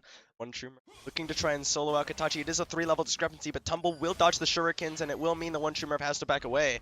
Yeah, not sure about aggressively playing against the Zed. He's lucky that Zed doesn't have his ultimate right now, but the minions do take half damage from the shurikens and Shadow Slash, and he will not be able to wave super efficiently. Oh, really random question mark? Yeah. Clockworker gonna. Oh, he yells it away. He says that one's mine. As we see why playing Sion into Vayne sucks, as he takes all this damage. Oh, he does get the decimating smash, but he doesn't have the unstoppable onslaught. He already used that earlier. He will slow him down, and now Rito Torchic trying to put the damage he can down. The Dazzle will find Narcoleptic, close at the Glacial Prison, gets over to the side with the Arctic Assault. Doesn't have the damage. The one true Murph has the death mark, though, and Katachi will be going down for this one. Just autos him for the kill. Clockworker trying to find a decimating smash over the side. Exhaust used on Rito Torchic will not find the Dazzle. Garblisi now coming around. There's some damage. Hemo Plate coming down onto two members. Will drop the Sanguine Pool. Rito Torchic has to back away. The Unreal Bomber looking onto him. The Featherstorm used. Rips the feathers back, but he will get flashed away from the Clockworker. Has already gone down, just using his passive to do what he can. Clear out some vision, I guess. Yeah, wow. These are very, very chaotic fights that are happening, as happens when you have a Zed and when you have a Vladimir on your team constantly going into the enemy backline and juking in and out. We get to see now Sky Zero will be picking up this Ocean Dragon for themselves as they were able to chase off OU Diamond away.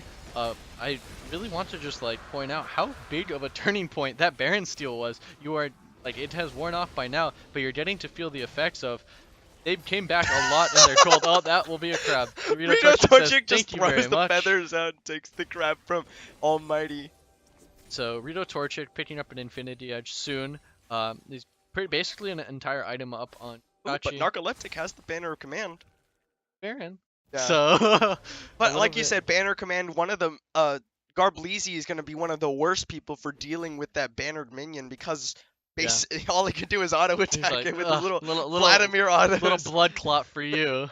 It doesn't do that much damage. It's autos. Now Darblezi has finished up his Liandry's and his Zanyas and his Proto Belt, so he's sitting at that 45% and can still dual Oh, Rita Clockwork Torchic in just the gets side jumped lane. on by Almighty. That's a lot of damage coming out with Glacial Prison use. Narcoleptic, was he aiming it at Rito Torchic or what? Randy Newman now getting jumped on by Maybe. the One True Mirth. The Dazzle will stun him up. No damage being dealt by the one true Murph, trying to kill the wrong person. Oh, with Bleezy going in on the Clockworker. That's a little 15 Vladimir to a level 13 Clockworker, but he's got Adaptive Helm. He's got Mercury Shreds. Surely he can walk this out, slowed up by the Tides of Blood, but Bleezy gonna use the Sanguine Pool to slow him up some more. Now, meanwhile, Yofish goes in for a combo into Almighty. Unstoppable Onslaught was used to evade. Yofish now getting focused down. The Cosmic Radiance comes out, but Katachi did not get the invulnerability. Randy Newman stuns up two with the Dazzle, and Yofish is the first kill of the fight. The One True Murph trying to get out. He goes down before they can blast code him to safety. The Unreal Obama gonna slow him up with the Void Spikes. Hops onto him. Rito Torchic will get the Really nice feathers back, and the Unreal flash. Obama will go down. Yeah, really nice flash there from Rito Torchic to cancel slash run away from the Unreal And Obama's auto attacks. Clockworker's What is now he in a doing? bad spot. Condemned into the wall. Almighty will just knock him in. Wait, how did he get here? What?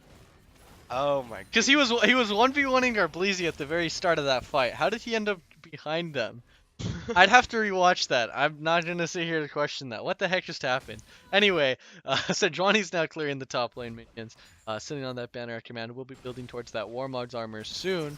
And as Rito Torchic picks up that red buff, finishing up her Infinity Edge, Saya will be, and then we see Stride Zero has basically regained control of the game, almost.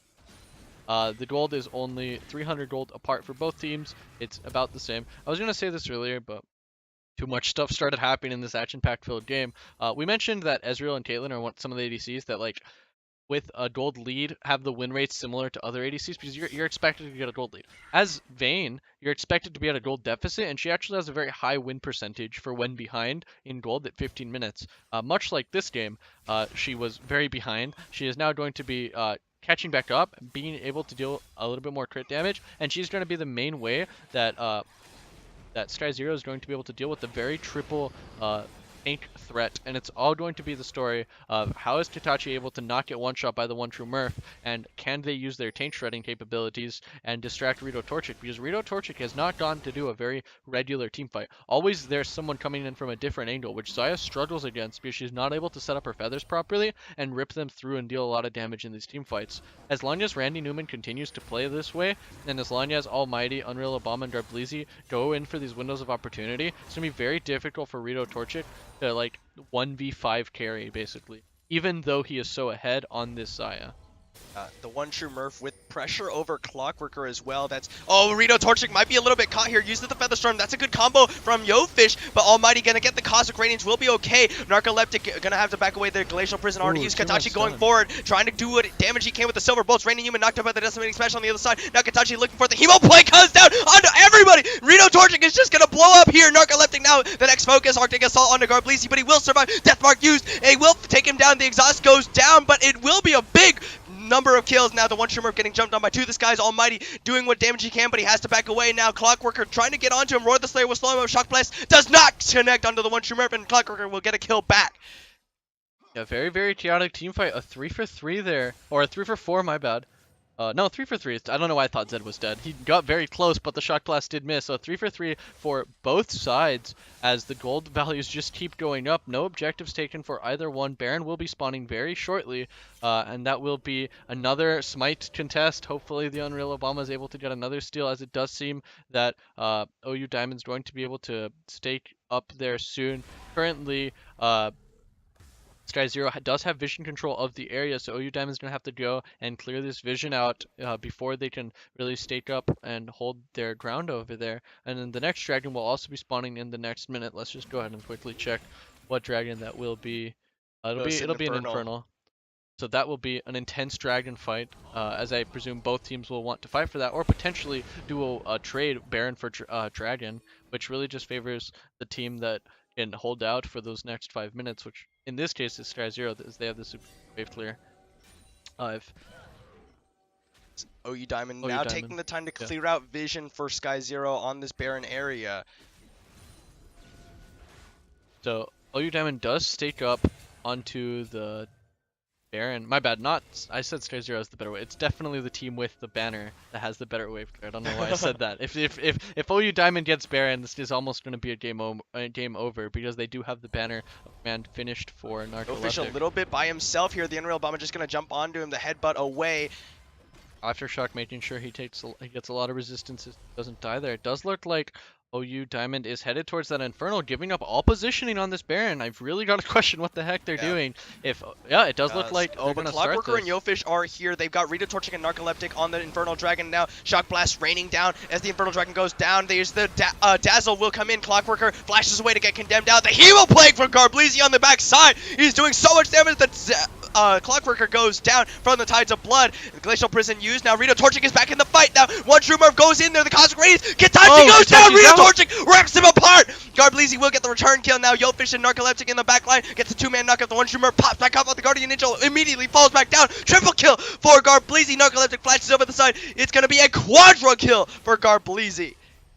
Wow. Garbleezy really carrying the weight of most of that team. I was going to say OU Diamond really mishandled their objectives there. However, one True Murph one True Murph bought enough time for Rito Torchic and for Narcoleptic to come back, and seemingly Katashi just rolled out of the Terracle and instantly died, but Garbleezy was able to carry the weight of that fight, picking up a quadra kill for himself with a wonderful, wonderful Hemo Plague onto just constant Tides of Bloods all throughout the enemy team. Yeah, and now OU Diamond in a rough spot. They're losing an inhibitor in the top lane after losing 2 towers there. Now the Roar of the Slayer comes out, slows up Almighty. Decimating Smash will not find anybody. Now Narcoleptic gonna go in, looks for Garbleezy. Oh, that's that was a pause. That's an unfortunate. Oh, this is unlucky. Yeah, no, he comes back up. The Hemo Plague and the stopwatch will be used. Garbleezy gonna get Decimating Smash immediately after, but gets a bunch of health back. Unstoppable Onslaught used. Sanguine Pool flashes away, will not get out. That is a very unfortunate time to disconnect, but all is fair in love and war, as they paused as soon as they could. Oh, the red buff gets joints back over. Potentially this will be a Baron for the side of OU Diamond. If they do get this Baron, it'll counteract that inhibitor that they lost in the top side of the map. Yeah, but look at the Unreal Obama looking for a repeat play here.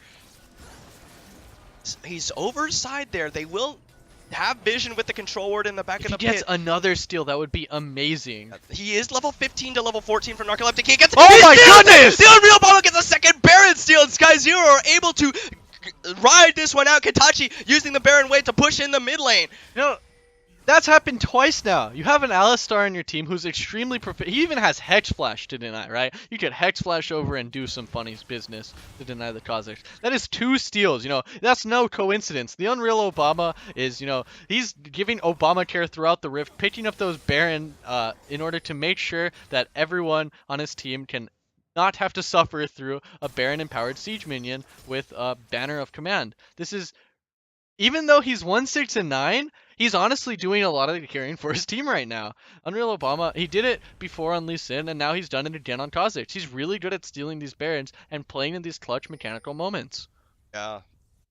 That has to be a huge tilter for OU Diamond. I'm like, at this point in the game, I'm curious as to how their morale is holding up at this point, because they've definitely slowed down. They still got the Infernal previously, and you naturally have to slow down against the Baron. You have to wait it out, and if OU Diamond wants to win, they have to wait out the 4 minutes of the Baron. They do have the wave clear that they need. It's just going to be a little bit. Maybe send that Banner minion to the top lane after Sion pushes it out a bit, and then continue to group for the team fight, because as we've seen, they've been winning the team fights as long as Garbleezy doesn't get a quadra kill, right?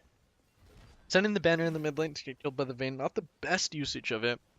And so, yeah, when Narcoleptic is failing in his smiting capabilities, he needs to make up in his team fighting and playing around Rito Torchic and just locking down these assassins, because even though Garbleezy has these moments of tankiness with his ultimate, as soon as you catch him with his Hemo Plague down, or with his Vladimir Pants down, he pretty much instantly dies. He's not that tanky, right? And then the same way, like, Kitachi is more prone to make these errors than Rito Torchic is. I think you just play around that, the consistency of your ADC in these later stages of the fights. Yes, Vayne scales very well into the game and can shred your team, but Vayne, I would argue that Vayne takes a lot longer to go, ooh, No flash committed there. Oh, no flash available for Yofish to commit there. That would have been a really nice Alistar, knock into the pit. They do all have their ultimates for this next fight.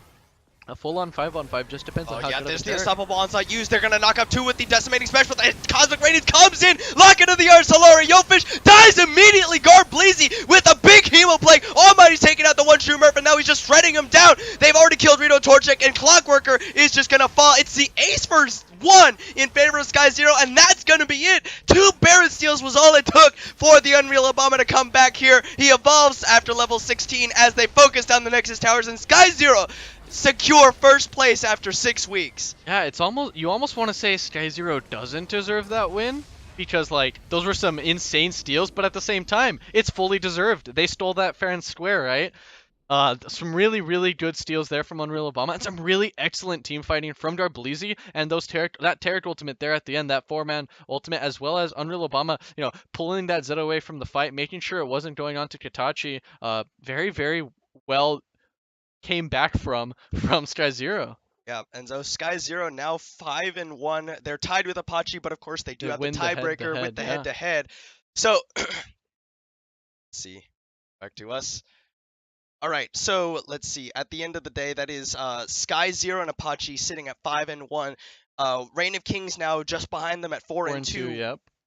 Waduhek and GSM sitting at Waduhek, GSM, and OGR sitting at 3-3. Just behind them is Too Fast, Too Furious.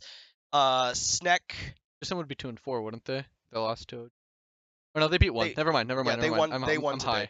High.